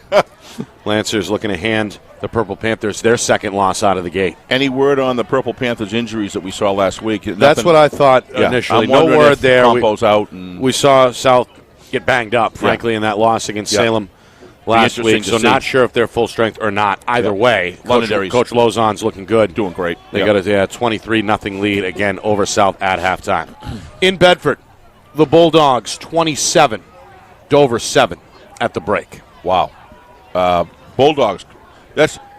If you're going to read anything into that, how good is Winnacunnet? Wow, to beat Bedford like that in the second half. Right. And then Bedford comes back and is beating Dover. That's at the half? Halftime, 27-7, Bulldogs out in front. That's something else. Got a shutout. Timberland over Kennett, 24-0. That's Division II. Yeah, Kennett's struggling this year. You want a D2 score that'll blow you away? Yeah. Lebanon 50. Hollisbrook line 6 at halftime. Well, that's a Roger Brown pick, remember? Sure Roger knows the stuff. He said Lebanon was going to be really strong. They were unbeaten through 5 games and unfortunately had their season canceled right around tournament time last season. But the Red Raiders bringing everybody back, and they are exploding tonight on the Cavaliers of Hollisbrook line 50-6. Yeah. You're right, Roger. At halftime. John Stark, shootout over Sanborn, 28-13. Yep. That's at the half there. A couple of other shutouts at D1 that I overlooked. Winnacunnet over Concord, 21-0. Yep, halftime. At halftime, midway through the third quarter, Exeter all over Spalding, 35-0. Yeah, Spalding, I think Kevin thought he was going to be able to compete. But, again, that East is just so strong. It'll be interesting what happens when Spalding starts playing some of the North programs that they're up against this year. But the East is just stacked and powerful. Kevin's got a for a rebuilding year, it's going to be rough with some of those games, those teams. I'm really surprised that Bedford's up on Dover. We all know Bedford's a solid football team, but I got to tell you, this is matching up for a heck of a game with Bedford at Portsmouth next week, Nick. Wink, wink. We may or may not take a trip to the Seacoast. That's up to you, boys. We'll announce that later this week. All right, Interlakes. They received begin the game. Now they're going to kick to begin the second half. So Trinity with a 26-0 lead on the board, set to receive this third quarter kickoff. Under the lights here in Manchester, Nick Anastas, Steve Beals, the rest of our Friday Night Lights New Hampshire family on the scene here. Week number 2. Reminder, we're in Nashua tomorrow night as Salem and BG will battle at the D1 level. That's expected to be a good matchup at Stello Stadium. We get underway around 6:15 or so tomorrow night with the kickoff coming your way at 6:30 Eastern. All right, Interlakes still kick right to left. Couple of return guys back deep for Trinity. On Gridiron, Nick, last night, I thought John Trisciani really got a hold of his team. He knows where they're at. It's going to be an interesting game tomorrow night. Salem looking explosive after scoring 62 points in their season opener against Nashua South. BG looked good, though, on the road at Keene as well in week 1. And after our interview with Aiden McDonald, you can see why that guy is who he is. Boy, what an athlete, what a thinker. Wow. He may be the best player in the state. For those of you who haven't seen Gridiron, go on our YouTube channel and see our Nick's interview with Aiden McDonald. It's definitely worth seeing. This kid's all about intensity. Line drive kick off the tee, fielded at the 20, up to the 30 near side. This is Ellis, able to sprint around the corner and step out of bounds just shy of the 45-yard line. So a good return for Devon Ellis, the 5'10 sophomore. Remember that basketball team, yes. Steve, that made a Final Four appearance last year? As a starter, as a freshman on that squad. And you could see why the athleticism here on a good kick return to set up Trinity 1st and 10. If I'm not mistaken, that semifinal game with, or is it quarterfinals, semifinals in Sanborn, right? Yeah, Sanborn. Semifinal, yeah. Semifinal. The amount of views and interest that we have on that game on our YouTube station is phenomenal. Thousands and thousands of views. Pioneer guard, Trinity captain Royce Williams really put on a show in that game. What 31 points. Pioneers ultimately, though, went down in defeat. All right, meanwhile, Jack Service. They call the quarterback's number, and he's off to the races. Down the near sideline, foot race at the 10-yard line, knocked out of bounds just shy of the pylon. Jack Service. How about a 54-yard pickup, Steve, down to the 1-yard line? You watch the hit that Jack took on that. That was a across-the-field shot. Watch this. Oh, this is unbelievable camera work right here. Watch this. Cuts. Look at that lateral movement by this young man. I had no idea. The athleticism of this kid is tremendous. Now watch this hit coming on the sidelines. Totally legal, totally good, but it's a whack. It's a touchdown saver, too. Wow. As Brandon Bacon, who's made some tackles, starting to rack them up. Brandon's been impressive tonight. 42 in white on the scene there, saved the touchdown. And he's been taking, he's probably got 13, 14 tackles of having the offensive unit just come right at him, and he's got the job done tonight. But good effort there, too. Great effort coming across. But Pioneers smell it, Steve. Looking for touchdown number 5. They're at the 1-yard line. Service under center in the T formation. Interlakes trying to stack the box, and they'll blow this one dead. Yeah, I think it's going to be looks like to me like a motion penalty. Whistle on the snap. And this is going against Interlakes. I don't think you can put the football any closer to the goal line. No, you could keep on making penalties. It's not going to matter half the distance with a I'm not sure there's even an inch to spare there. The nose of the football is right on the goal line. No. Yeah, I'm wondering if that was a neutral zone infraction? Were they lined up in the neutral zone? That's apparently what happened. That can happen down on the goal line. Now, do you call the quarterback's number here? Because he came very close to that rushing touchdown. Do you reward him here with a sneak? No, well, my attitude is in this situation, given where Interlakes is right now in this game, I just wouldn't do whatever you can not to let him score between the tackles. If they're going to run outside, go ahead. Showing blitz up the middle. They'll keep it with the quarterback. It's a bootleg. And trying to find that pylon. He's got there. Oh, this Jack Service is his athleticism. He's clearly a good mechanical quarterback. Very smart. Just so sound in all of the fakes that he does. He never misses a fake, and he sells it well. But his athleticism is impressing me tonight, Nick. That's just 28 seconds into the second half. Pioneers only need 2 plays to go 55 yards. A 54-yard run by Service, and then a 1-yard touchdown run by Service as we take a look there. Yeah. Extra point, no good. Wide left. Kicking game has that's not quite been on target tonight. That one no good off the right foot of Silas Delgadillo, I should say. But either way, Trinity will take it. Their lead now 32. Ballooning up to 32-0 again, just 28 seconds into this third quarter. Yeah. One of the things on that long run that Jack Service got down to the 1 yard line, Nick, that lateral movement as he moved inside on that replay, you could just see the athleticism of this guy. Very, very impressive. In a situation, having that weapon when you're playing a tight game, having that weapon to be respected is that's really just going to make T-Boat and company that much better. But this team is really their strength is in these offense and defensive lines. They're just doing a terrific job. And these runners are getting great lanes to run at with the ability to accelerate through the hole with great speed. It makes it so difficult for the defensive secondary to tackle. Ball teed up at the 40. Delgadillo takes 2 big strides.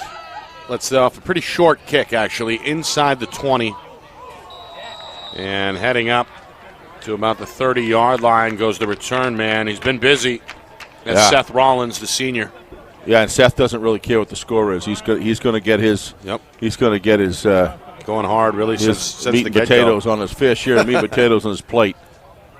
Yeah, he's handled the football more often than not. He has. As the tailback for Interlakes. He's handled some of the kicking. And has made some tackles defensively as well. Blackie back under center, fumbles the snap, recovers, goes far side, tries to make a man miss, and gets back to the line of scrimmage. Still going. See, able to roll his way up across the 40. That's the kind of thing I like to see. To the 42-yard line. Steve, that is not the starting quarterback, Robert Blackie. Instead, it's Braden Aruda, sophomore who is now in the game for the first time. Takes a broken play and ends up picking up 8 yards to set up a 2nd and 2. Yeah, it's a great effort right there. I mean, that's one of the things you look at Inter-Lakes. I mean, like I said, matchups are matchups. It's just not there. But these kids from Inter-Lakes are not. They're still chasing down. They're getting in some good hits. They're going to grab anything they can get in this game, and that's going to be positive for them as they play competition that's more even. Left side. Not much. Rollins with nowhere to go. Jamison Farley starting to put together a pretty good game up front defensively for Trinity. Gets the tackle there and prevents the third down. Prevents the first down. It'll be third down and a long 1 here. Defensive line is standing up the offensive line, Nick, and getting separation and just controlling the line of scrimmage pretty much from end to end here. And I don't know if you do something like they've tried a screen pass before. It hasn't worked. They may try it here. They may try it. You're right. Shotgun. 2 receivers. Right side. Going to throw. That one is tipped. Whoa. Nearly intercepted, incomplete. Yeah, he'd like to. That's a good read defensively there by Mark Neoma. Yeah, Neoma almost came up with the interception. Hangs his head, but does bring up a 4th down with the incompletion. Yeah, but he was in the right place at the right time. I mean, of course, you'd like to have that back, but he may have been thinking 6. Then. Yeah. Oh yeah. Well, I didn't see. He may have been thinking pick 6. Yeah, I don't see anybody's going to catch him there. He's pretty much an open free space. All right, Interlake's going to go for it here, right? 4th and again a long 1. It's at their own 42-yard line. Only 1 first down in that first half. Trying to double that effort with a fullback dive, and that is not happening. Nope. Blown up the middle. Jimbo Tebow on a well-timed blitz. I think that's a loss. We'll see where they spot it. They actually give him a great spot, and they give him the first down. I'm not sure if I agree with that, but Interlakes will take it. As they convert on the 4th and short, they get the one they need. I'd like to see that down from the rooftop again. I thought he lost yardage. So did I. Maybe there was progress there that we didn't see. If we can get it from the rooftop. Yeah, Tebow comes in and times it pretty well. I don't know. I don't see that, but okay. They may have caught a break there. First down. Pitch it out. Rollins cuts it up, spins across the 45 to the 46. Yeah, Rollins does not care what the score is. I really like this kid. Yeah, competing hard. Yeah, he's competing hard, and he's giving everything he's got. Met inbounds along that far sideline by the linebacker, Jimbo Tebow.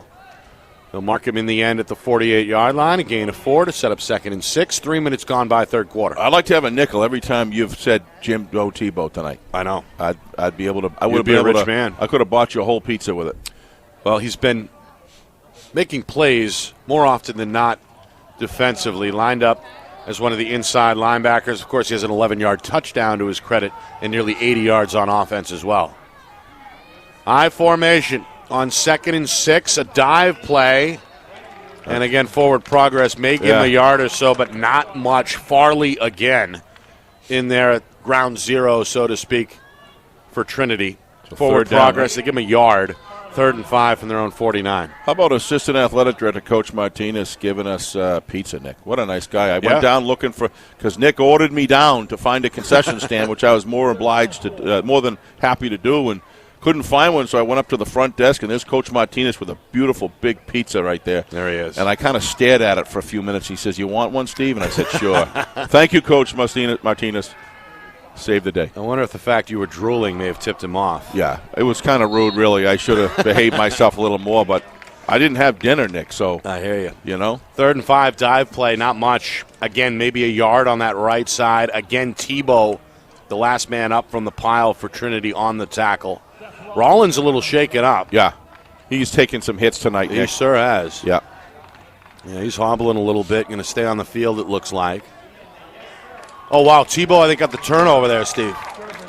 Really? I think Tebow stripped of it at the bottom of the pile. So Trinity comes up with their second fumble recovery of the game.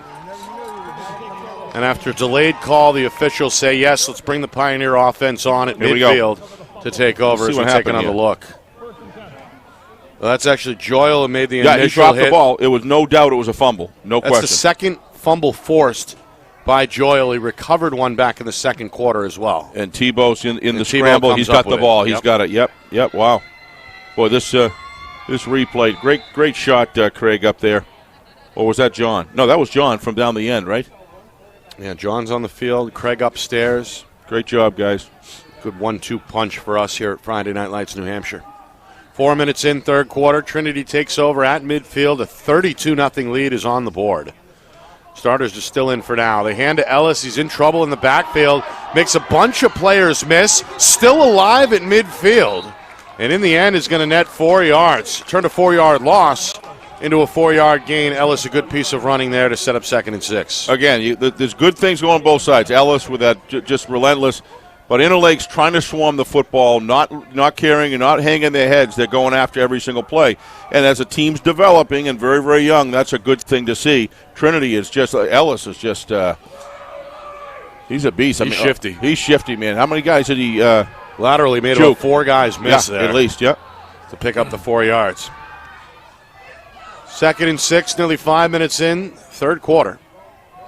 Tebow now under center, handed Naom on a sweep, and he's going to go down the sideline. First down and then some. Cuts it back at the 20. Foot race now at the 15, and he is smiling on his way into the end zone. Yeah, Touchdown, Mark Naoma. A 50-yard scamper for Trinity, and the Pioneers have blown this one wide open now, 38-0. Yeah, spoken of blow wide open, take a look at this block by Ellis right here. Number 21 going out. Watch this block right here. Wow. That's a delivery right there. What a great block.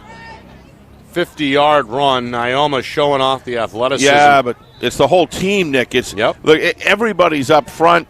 Everybody knows their job. Look at Ellis. Watch this blow up. Boom. Wow. Yep, and then a good piece of running at the end of the run. Yeah, he did a nice job. He did a nice job. And he's in. Yeah. Pioneers yet to convert an extra point tonight. They're going to try to do that here with a 38-0 lead, which also, Steve, as we know, triggers the running clock rule in the second half. Yeah. When the deficit is 35 or greater. Well, it's a good rule. Meanwhile, what do we got here? A timeout? I think a timeout has been called by Trinity. I think Coach Cathcart was trying to get a play in. I think they were probably thinking they're going to kick, and then they said, we'll just go for 2, and he's trying to get a play in, I believe. Now, remember, the Pioneers put up 39 last week. Yeah. Yeah, no shortage of offensive. In 4 quarters. This is now 38 on the board. But Nick, it's the defense giving them 29 minutes. The defense is constantly getting the ball back to that O. Yeah. Yeah, Had the edge, getting 2 takeaways, and won the field position battle in that first half. Going for 2. Tebow on a rollout, going to keep it himself and get in. 2-point conversion, Paul Tebow. He's got 3 touchdowns tonight. Why not add the 2-point try to his resume? Yeah. So the clock will start running now. Yeah, I know. Let's talk about a great resume. Naoma, the 50-yard run, and then the 2-point conversion by Paul Tebow makes it 40-0. Pioneers looking strong, looking like a legitimate Contender, trying to bring home the championship trophy for the second time in 3 seasons. Well, we're going to see them. No doubt in my mind that Pelham game is going to be a big one. Yeah. Well, let's look at the schedule. Yep. As Trinity, they've got Winnisquam next week. They'll be favored in that game, but then a couple of tough road matchups. At Campbell in Week 4, at Monadnock in Week 5, and then the big battle against Pelham will take place here in Manchester on October the 8th in Week 6. Yep. Stevens at home after that, and then at Laconia in their final road game, and then returning home in Week 9 to take on Kearsarge. That's expected to be a big game as well. So there's the Pioneer schedule. Kearsarge working through. Oh, thank you, Ben. Kearsarge working through. My understanding is from what Roger said last night on Gridiron. I think it was Kearsarge working through some COVID-19 challenges. Whoa. Big hit. That's Jimbo Tebow. Looks like he's having fun out there laying the wood. Buries the return man at about the 27-yard line. Tebow's been a hit factory. Yes, he has. Tonight. Got a good one there on Rollins. Yeah, Rollins takes a he's taking a lot of hits tonight. Yeah.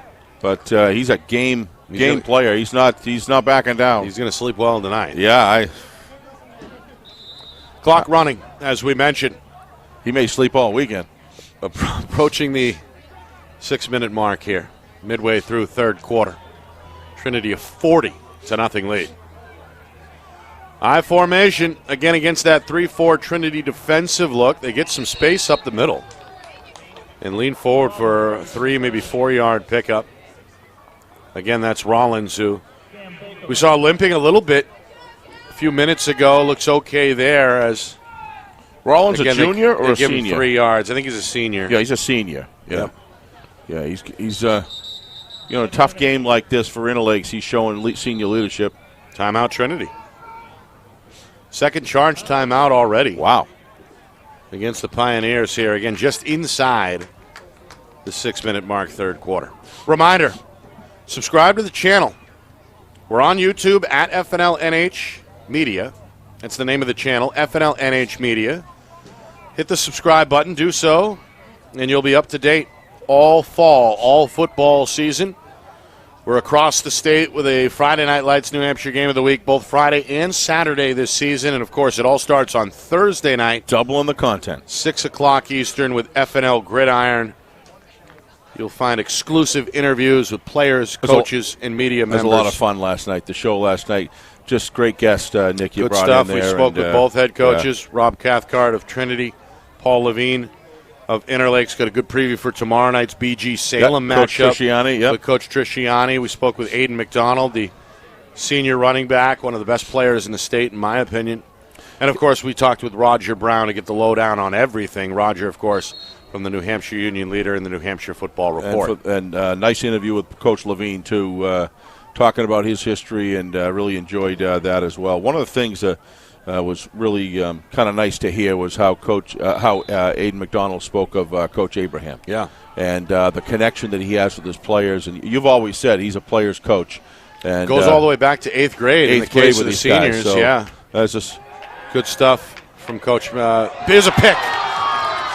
Uh-oh, this is a run-back pick 6 for Devon Ellis.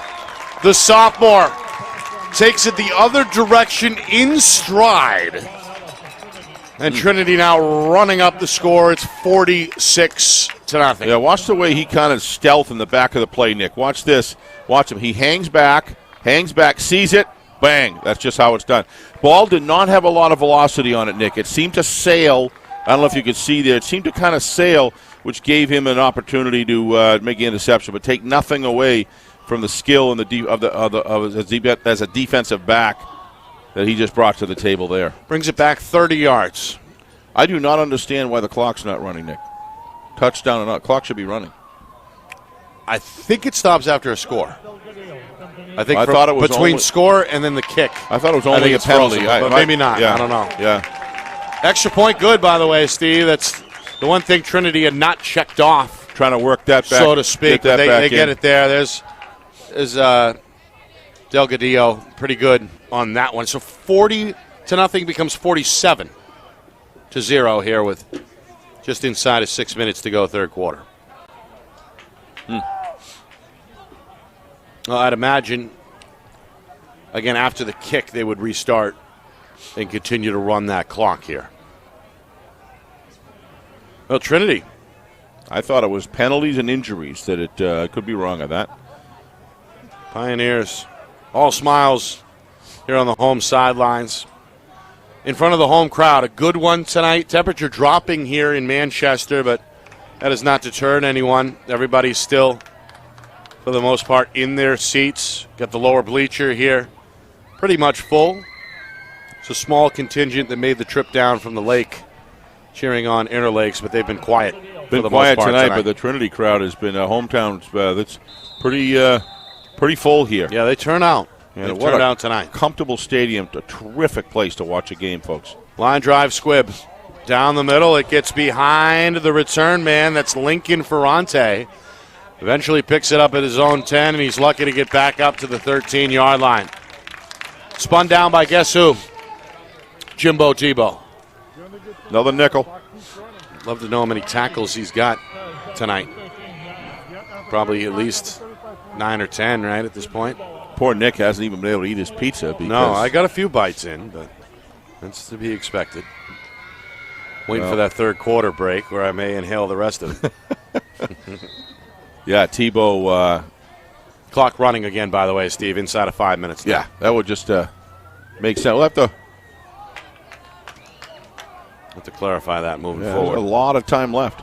Aruda under center. Second drive for the backup quarterback. Going to call his own number. Going to come near side. And it's going to be spun down at about the 21-yard line. Good tackle by Trinity's Caleb Goldstein, the freshman, Steve, getting in there. And the 5'6" youngster. Braden, sophomore. Able to wrap him up. Still a pretty good gain, though, by Arudo. Gets 7 on first down. You could see Trinity didn't pick him up. He had the ball there. He's running to the left-hand side, and then all of a sudden they realized he was turning the corner. And well, you mentioned some of the twos, so to speak, some of the backups starting to see the field now for Trinity. With, again, a monster lead on the board, 47-0. 2nd and 3, pitch, far side, taken by Kamen. And Kamen makes a man miss. First down, far sideline, and then some. Steps out of bounds just across the 30-yard line. A rare carry for Tristan Kamen, the sophomore. We've seen him on defense for the Lakers so far, but a good carry there and a first down. Nice grab on that pitch, too. Well, Interlake struggling tonight offensively. Just 1 first down and just 22 total yards in that first half. But pretty good on this drive to begin. Also 3 turnovers tonight by the Lakers, including a pick 6 we saw a moment ago. Which all converted to touchdowns. Yeah. A couple of fumbles lost. That's never good. That. Meanwhile, a pause in the action here. Why is the clock not running? I'm not sure. The officials are freezing things down on the field. Now they say, okay. Do not understand this. They're going to wind it now and wake resume. Up here. They're going to hand off to the tail, up the middle again. This is Kamen. Well, no, I'm just saying. Running hard. You don't stop the clock. I mean, I think the officials ordered it. Why? I'm not sure. But they gave the signal to restart it, so I figured they gave it to stop it, but okay, maybe not. Either way, first down. Good piece of running here by Kamen. A couple of first down carries on the drive. He's got the Lakers out to their own 43. We move inside of now 3 minutes, third quarter. Looks like it's pretty much a complete second group on both sides of the ball here. Give these kids a chance to get in the game, get some varsity experience. Up the middle. Again, Kamen. Delgadillo on the stop. It's put in some work at that nose guard spot, Steve. Yep. Not the biggest guy either. A little undersized for a nose, in my opinion. He's a knifer. Boy, oh boy, yeah, he's been able to slice through the gaps. He's got a nice move. He gets that lead arm and elbow underneath, and he turns those shoulders aside. He's able to knife his way through and penetrate and have an impact. The guy next to him, Ryan Ashush, has played well as well. There's nice a tackle. Yep. Nice tackle. That's Noah Ferretti. Or Fournette, I'm sorry. Noah Fournette, sophomore. A couple tackles to his credit now. Interlakes will move the ball to midfield and set up what looks like a 3rd down and 4 at the 50-yard line. We're inside now of 2 minutes here, third quarter. I would expect, Nick, if they get any kind of gain, Coach Levine's going for it. And 4th down, I would expect try to maintain and build a little drive going here. This is the best drive so far for Interlakes. A couple of first downs. Trying to pick up another here on 3rd and 4. Back to the tailback, tiptoeing left side. Good power running, and a first down for Kamen. Finally dragged down in Trinity territory, shy of the 40, at about the 41. Well, this tailback, not the biggest guy on the field. He keeps his leg drive, though. Only listed at 145 pounds. Watch him come through. Watch those legs keep on moving. See him? See him? He keeps up. Look at him. Look at him pound. That's why he gets that. He got an extra 3 yards just from that alone. Yep. Like to see that with a young fella running the ball. Just a $145, but running like he's 245, right? Yep. Final minute, quarter number 3. A frame that has belonged to Trinity. Pioneers built a 26-0 lead at halftime and have extended it here. Roll out, throw. Aruta's got a man. The catch is broken up. Yeah, pass denied at about the 4-yard line. A good defensive effort by Trinity's Caleb Goldstein. Again, the freshman. If you watch here in the replay, Nick, he threw it 1 second too late. He's looking downfield. He sees him, right? He's got to throw it there, and he waits too long to throw it out because they were able to get back and control that. Great job. It's pretty good placement, though. Oh, it's great placement. What a nice throw. But in the end, incomplete. That was good. Nice play. Trying to hook up with Mike Leahy, the senior tight end. Interlakes on 2nd and 10. From the Trinity 41-yard line, they're going to toss it again. Right side run. This is Kamen going nowhere. Lucky to get back to the line of scrimmage. Yeah, I think that's Trinity's Logan Whitney. Nice. Another freshman, Steve, on the stop. Yeah, that's a good angle of attack right there, and wrapped up his legs and pulled him down. That was a nice play. That'll do it.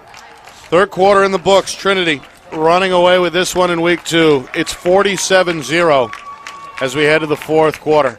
Will the Pioneers extend the lead even further, or will Interlakes get on the board and try to muster something on the road here in week number 2? We find out next. You're watching our Friday Night Lights New Hampshire Game of the Week. It's presented by Beals Insurance.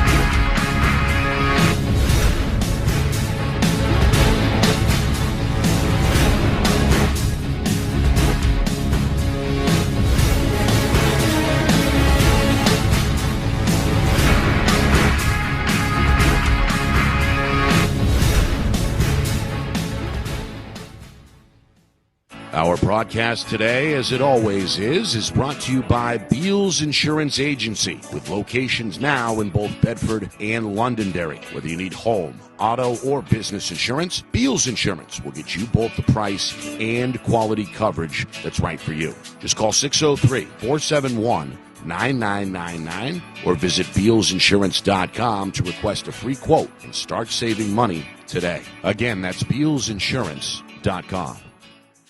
Is your company interested in showcasing your brand to thousands of high school sports fans across New Hampshire? If not, why not? And if so, let's go. Friday Night Lights New Hampshire is seeking sponsorship partners. It's the perfect way for your company to get out in front of the moms and dads who make up our community. Help us help you, and we can grow together. If you're interested in partnering with Friday Night Lights New Hampshire, then email us at fnlnhmedia@gmail.com. That's fnlnhmedia@gmail.com. Join our team today.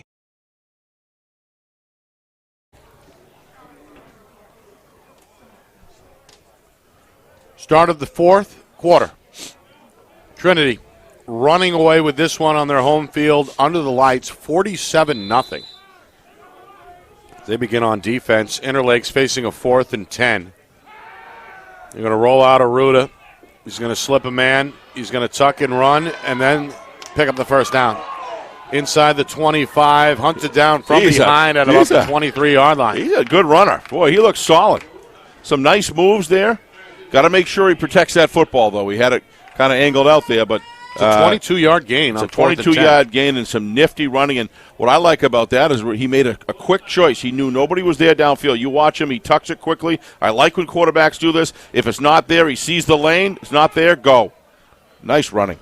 The sophomore picks up a first down. Interlakes trying to piece together a scoring drive. Limited yards in that first half, just 22 total at the break. Looking good, though, picking up 22 on that play alone. Great choice. Aruda slipping again a man. Left side, tiptoeing the sidelines, still alive, fighting for more yardage. Down around the 10-yard line, they'll finally blow the whistle. Yeah, sophomore, obviously, he's making some good decisions out there, Nick. That's got a running clock here in the fourth quarter.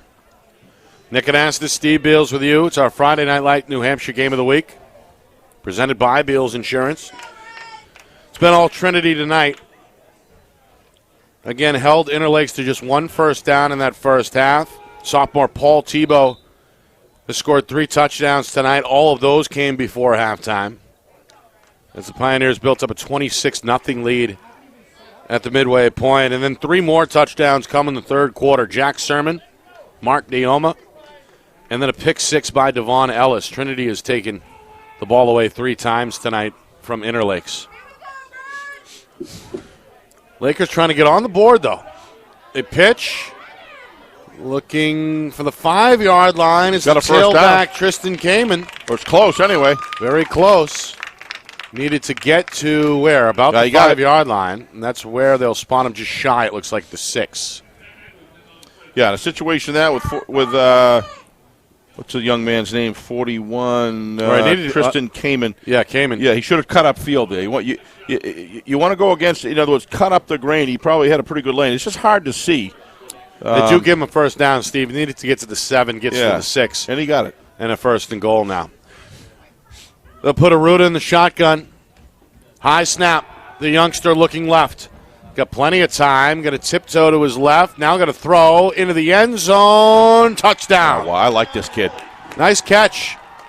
Nick, he's got good instincts, this young man. That's the big tight end, senior Mike Leahy, on the grab in the corner. No, not Leahy. I'm sorry. It's Cameron Bernier. Now watch this. Watch what he does. He runs towards it, and he draws the defender up. Watch him as he comes forward. As soon as he comes forward, he throws the ball and puts it exactly where it needs to be. Right, where only his guy could catch it. Yep, watch this now. This will be a great look right here. Watch him. He aims upfield, pulls the defender off just at the right time, and he gets the right arc and puts it right where it's supposed to go. It's a good-looking little quarterback coming up here. Cameron Bernier, the touchdown catch. 2-point try by Interlakes. I like this young man. Is good. They keep it on the ground for 2. So, finally, Lakers crack the ice. And just over 2 minutes gone by here in the fourth quarter, 47-8. Yeah, I mean, Coach Levine's got 38, 39 guys, right? I think he said 28. Was it 29 of them? Or 28 of them are freshmen or sophomores, right? It sounds right. And so that's what you're seeing right there. A class of kids that have probably played together, and nice drive put together there. Look good.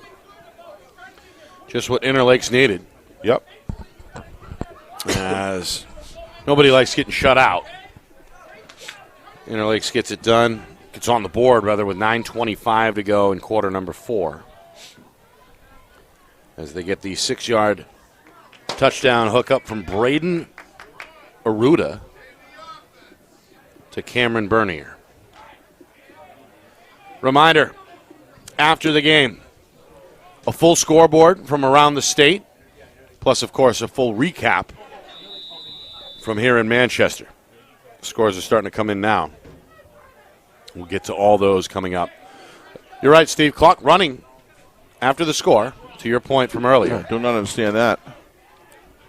Coming up on the 9-minute mark as Trinity pulls this one in off the tee. Ellis going to dance here middle. He's still alive at the 40. Leans up to the 42. Really surprised that Ellis is in the game, Nick. Tackle by Lincoln Ferrente. Yeah, I would assume he's one of the few starters still out there for Trinity. Yeah, but I mean, give another guy an opportunity to whatever. But he's going to come off the field here.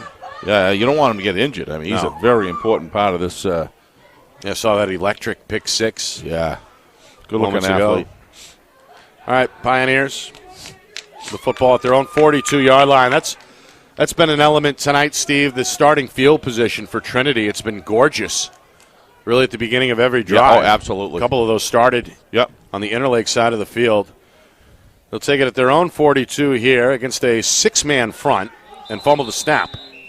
New quarterback for Coach Cathcart. It's Ben Edwards, the freshman, under center, and that was a freshman mistake there. Tough being a freshman problem when you got a Jack Service ahead of you, and he's a sophomore. Yeah.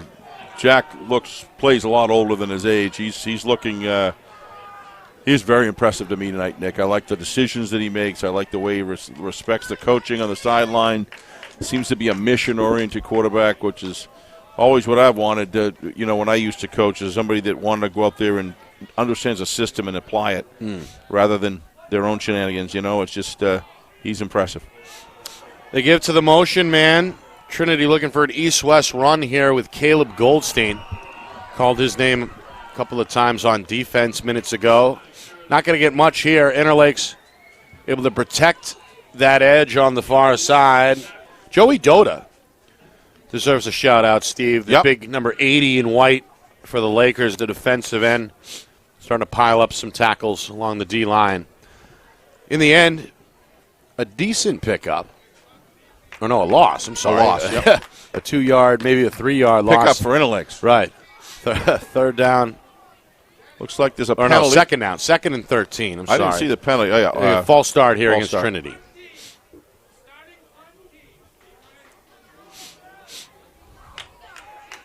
Well, where are they going to back it up to? They're going to mark it off from the 40. And bring it back to about the 35-yard line. So a 5-yard false start. And now the clock will resume nearly 5 minutes in fourth quarter. Still a big lead for Trinity, 47-8. That T formation's been effective tonight. It has. They haven't used the spread often. No, they haven't needed it. No. As they've run the football. Coach Cathcart told us last night, our objective is to run the football, and they've done that. Coach Cathcart, you did that tonight, without a doubt. Logan Whitney on the carry. Able to roll up a couple of yards. Again, the Tebow brothers really front and center tonight. Paul with the 3 touchdowns, nearly 90 yards in the first half. Jimbo right behind him with 80 through the first 2 quarters, and both of those guys have put in work defensively tonight as well. Yeah, but they've had some other support as well. The defensive end work tonight is on Trinity has just been phenomenal. Yeah. How about both Farley and Joyle along that defensive line? Unbelievable. Delgadillo as well. Delgadillo. I hope I'm saying that right. Meanwhile, Walsh with a carry for Trinity. That's Brennan Walsh, the sophomore. His first carry of the night. 4th down and a mile. Coach Cathcart likely going to punt here as we hit the midway point, fourth quarter. Well, for Interlake, Steve, they get a chance to rebound at home next week. Yep. After they opened with 2 games on the road. Yep. They get their first home game in week 3 against Campbell. Yep. Not going to be an easy task there either. Campbell's pretty solid, but that's a noon start a week from tomorrow. Pioneers will punt. Paul Tebow. It's off a high kick. It's going to float left side or far side and take a bounce out of bounds. Shy of the Interlakes 45-yard line. They'll spot it at the 44. Clock still moving, ticking down towards 5 minutes now. As one of my old assistants, Mike DeRoche, line coach at Interlakes, got a very, very young squad. I'll tell you, he was my right-hand man for many, many years on the sidelines coaching, and have a lot of respect for Mike. He knows what he's doing and very patient with kids. And yeah, he's one of the assistants. Yep. So is Andy Levine, by the way. Andy Levine, yep. Of course, Paul's son. Yep. Coach's son. He's Been a coach in his own right. West High grad, by the way. Yep, safety and quarterback when he was there, and coaches the defensive backfield as well as I believe the running backs and quarterbacks as well. So certainly some good coaching capabilities on the Interlake side for sure. And they'll get these guys going. First down run. It's been a strong second half for Tristan Kamen, sophomore tailback. Took over for the starter Seth Rollins after Rollins put in a lot of work on both sides of the football. But Kamen has looked good here. Good hole left side, as you can tell on the replay. In the end, it goes for 5 to set up a second down and 5. Clock is ticking down towards 4 minutes. Again, stick around afterwards. Get the post game going with a scoreboard and some stats for you as well. Pitch on 2nd and 5. Kamen yanked down. That may be a face mask. Flag flies. Tackle applied by Ben Edwards. The hit took place above the shoulder pads, right in front of the side judge. Let's see what the officials say. Yeah, let's get a look at this. Pitch, and then you see here, Steve, the tackle up high. Yeah. If we can get it. No. Flag right out in front flag of that out official, immediately. Yeah, right in front of him. Yeah. A few penalties tonight for Trinity. We talked about that. None of them really consequential, but starting to pile up. Yeah, but you got to clean it up no matter what, because you're going to be, if you wind up playing a Pelham or you get caught up in a tight game with Campbell or something like that, those things mean. I would say the whole extra point kicking game needs some work, and then obviously get rid of those penalties. Those are the two. But as far as the execution of the offense and the defensive strategy, just defensive work tonight has just been fabulous on both sides. Offense and defense for Trinity. Steve, not a face mask, but a block in the back against Interlakes. They didn't call a face mask on that? No, Wow. they didn't. I'm surprised. Wow. So this one hurting the Lakers. 2nd down and 10. Right side, new running back. It's Garrett Hayward. 150-pound freshman tail. Yep. He's going to zigzag his way about 4 yards downfield up to about the 46-yard line. 3rd down and 6 on the way. By the way, a interesting tidbit. The clock, and we were wondering about why it was stopping. It stops on a tip.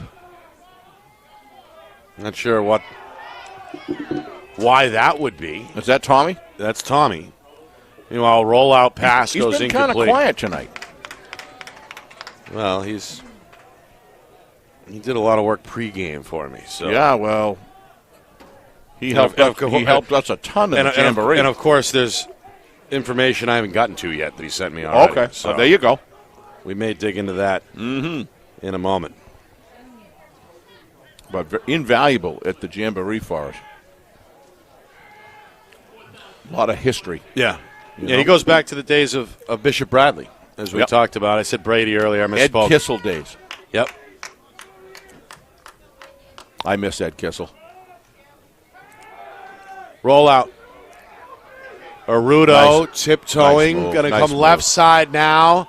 Full out sprint for the first down. He's got it. And then some. Spun around. Ball comes out at the end, but he's out of bounds before the fumble. He's impressive. He got about 11 on that one. I like that decision. He understands in high school football you're going to get a certain amount of time from your offensive line, and if there's nothing there, use those great athletic skills that you have to get to some open, and then continue to look downfield. In this case, it was nobody, and he's a good open field runner. Elusive. Tackled by Aiden Hurley, the junior for Trinity. Coming up on 90 seconds remaining.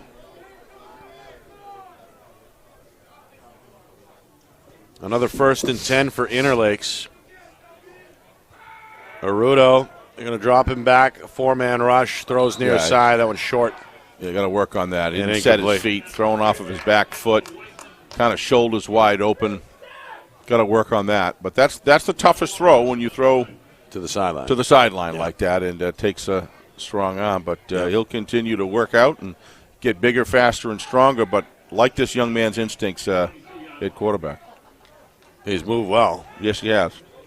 makes decisions quick. Right. And the right decisions. Final 45 seconds here. Again, running clock. Again, Trinity in a 3-4. Again, Interlake's going to roll out the quarterback, throw a short pass into that far flat. Ball comes out. That is inbounds. And I think Trinity's got it. They do. Got to hold on to the football. Pioneers forcing their 4th turnover of the night. They may not get a playoff by the time they all reset. I think that's okay with Coach Cathcart. Yep. Tips. I misread it. How about timeouts, injuries, penalties, and scores? That's when the clock stops on. Yeah, that's been modified because, gosh, there was a 35. The only time it went out was penalties and injuries. That was it. Yeah, but you're saying scores. Oh. Yeah, I thought it was scores. Yeah, I wonder if that was modified. Obviously, timeouts. I could be wrong. Big round of applause for the Trinity Pioneers. This crowd. Home crowd loving the 47-8 Week 2 victory over Interlakes. The coordinators exiting the booth, smiling. And for good reason. Trinity 2-0 after 2 blowout wins, including a nearly 40-point victory tonight over Interlakes. Lakers, they dropped their first of the season and slipped to 1-1, but boy, oh boy, Pioneers with a statement win tonight, I think, for the rest of the division. Yeah, I think the rest of the division is on notice for sure, Nick. And this Python Pioneers matchup coming here down the road is going to be something to watch. And there may be some good games, but it was just Trinity's night tonight. Inter-Lakes struggled early in the offense, and one of the keys of the game, I said, is they've got to move the sticks. And once they gave the ball back over and over and over again, the wheels began to fall off for Inter-Lakes. But the program's growing. Paul knows that. Paul loves a good competitive game, loves to win, but he's got some younger sophomore and freshmen coming up that better things coming for Inter-Lakes for sure. And as far as Trinity is concerned, they are ripe and ready to go. A legit contender. They are a legit contender. I mean, it's hard to imagine when you look across Division III, other than Pelham, who else would you really say? I mean, Campbell's always good. Yeah. But they certainly look in the driver's seat right now. Yeah. Of course, sure. Monadnock, a perennial power. Kearsarge is no easy out. So there's a few others, but again, I think Trinity's in that top tier. Yeah. The tackling tonight was fantastic. Absolutely. Yep. All right, we'll come back, wrap this one up. Full recap on the way, plus a scoreboard. There may be an upset in the making. We'll find that out next. You're watching our Friday Night Lights New Hampshire Game of the Week. Got to keep everybody on their toes, including Steve. It's brought to you by Beals Insurance. Back in just a moment. Our broadcast today, as it always is brought to you by Beals Insurance Agency, with locations now in both Bedford and Londonderry. Whether you need home, auto, or business insurance, Beals Insurance will get you both the price and quality coverage that's right for you. Just call 603-471-9999 or visit BealsInsurance.com to request a free quote and start saving money today. Again, that's BealsInsurance.com. Is your company interested in showcasing your brand to thousands of high school sports fans across New Hampshire? If not, why not? And if so, let's go. Friday Night Lights New Hampshire is seeking sponsorship partners. It's the perfect way for your company to get out in front of the moms and dads who make up our community. Help us help you, and we can grow together. If you're interested in partnering with Friday Night Lights New Hampshire, then email us at fnlnhmedia@gmail.com. That's fnlnhmedia@gmail.com. Join our team today.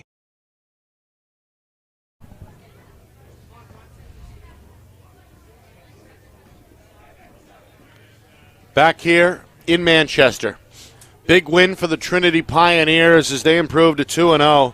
A 47-8 victory tonight. Spearheaded by sophomore tail Paul Tebow. 3 touchdowns, all in the first half. Yeah.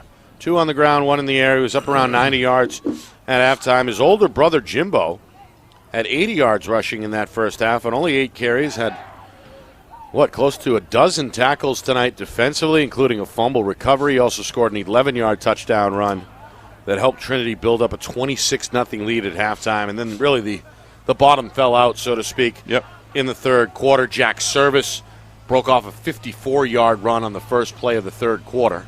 Followed that up with a 1-yard touchdown to make it 32-0. Mark Nioma had a 50-yard run to his credit to make it 40-0. And then Devon Ellis, a 30-yard pick six, blew it wide open at 47-0 after 3. Interlakes saved some face in that fourth quarter with the second unit. Braden Aruda to Cameron Bernier. About 3 minutes into the fourth quarter, put Interlakes on the board, but that's where we finish up with a running clock. 47-8 is the final. Yeah, I mean, there was just too many individual matchups on the starting 11 on offense and defense and special teams, Nick, that just, as I say, I saw a clear 7 starters against Interlake starters that just was just completely overmatched.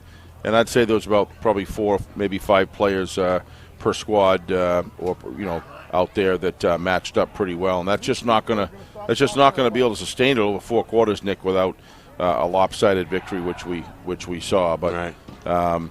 What do you say? All I can say is this is one heck of a place to broadcast a football game. Yeah. And one heck of a place to watch one. Yeah. This is a tremendous facility here, and boy, if I was ever going to had a little private school that you were going to copy, I'd copy this field. It's just done to the nines all the way around. Yeah, it really is. One of the nicer, one of the newer. Yep. Fields I was talking to Coach Martinez really quick, and we were talking about who paid for this, how did it go. There was a bond floated where basically Trinity pays 75% and the city of Manchester in exchange for 2,200 hours a year of use for 25%. So it's a good public-private school partnership, and the community benefits as a whole. So. All right, some scores. We begin in D1. Winnicott, a 42-7 win over Concord. Warriors 2-0. They are for real, aren't they? Following their big win over Bedford last week, they punished Concord tonight 42-7. They hand the Crimson Tide their first loss of the season. Exeter a shutout, 35-0 over Spalding. That score did not change at halftime, where Blue Hawks led big. Are we going to call this the Big East or something? I guess. What, right? You want to stick in the Big East? Yeah, let's do that. Portsmouth 40, Memorial 14. Yeah. That is not quite final, but getting close down the road here in the Queen City. Another big shutout. How about Londonderry 43, Salem 0? Wow. Salem. No, you mean South. South. Excuse me. Yeah. Excuse me. I was going to say, we'll see Salem tonight. This is the one, Elizabeth, that happened. Wow. We will see Salem tomorrow night. We'll get to that. No, Londonderry beat Nashua South tonight, 43. That's impressive. The South's a good team. Speaking of 40-0, how about Timberlane over Kennett, 41-0? Yeah, that's in Division 2. We know that. I mean, Roger said that Timberlane and Lebanon are the Division 2 favorites in his mind. That's certainly the games we saw that's coming to fruition. Lebanon had a big lead over Hollis Brookline, 50-6 at halftime. Wow. No update from that one. John Stark closing in on a win. The Generals leading Sanborn 28-13. That was a halftime score. That's still the score in the fourth quarter. I can tell you're holding something from me. I am. I'm saving the Bedford-Dover game for last. Bulldogs keeping Dover at arm's length, 43-22.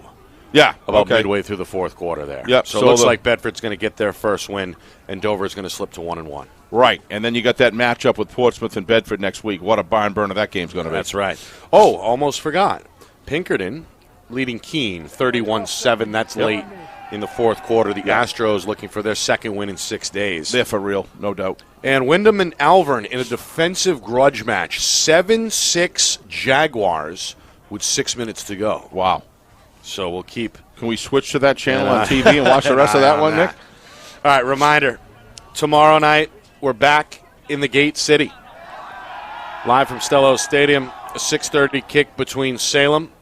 Looking forward to that. Who is the number one team in many people's minds. They were explosive last week.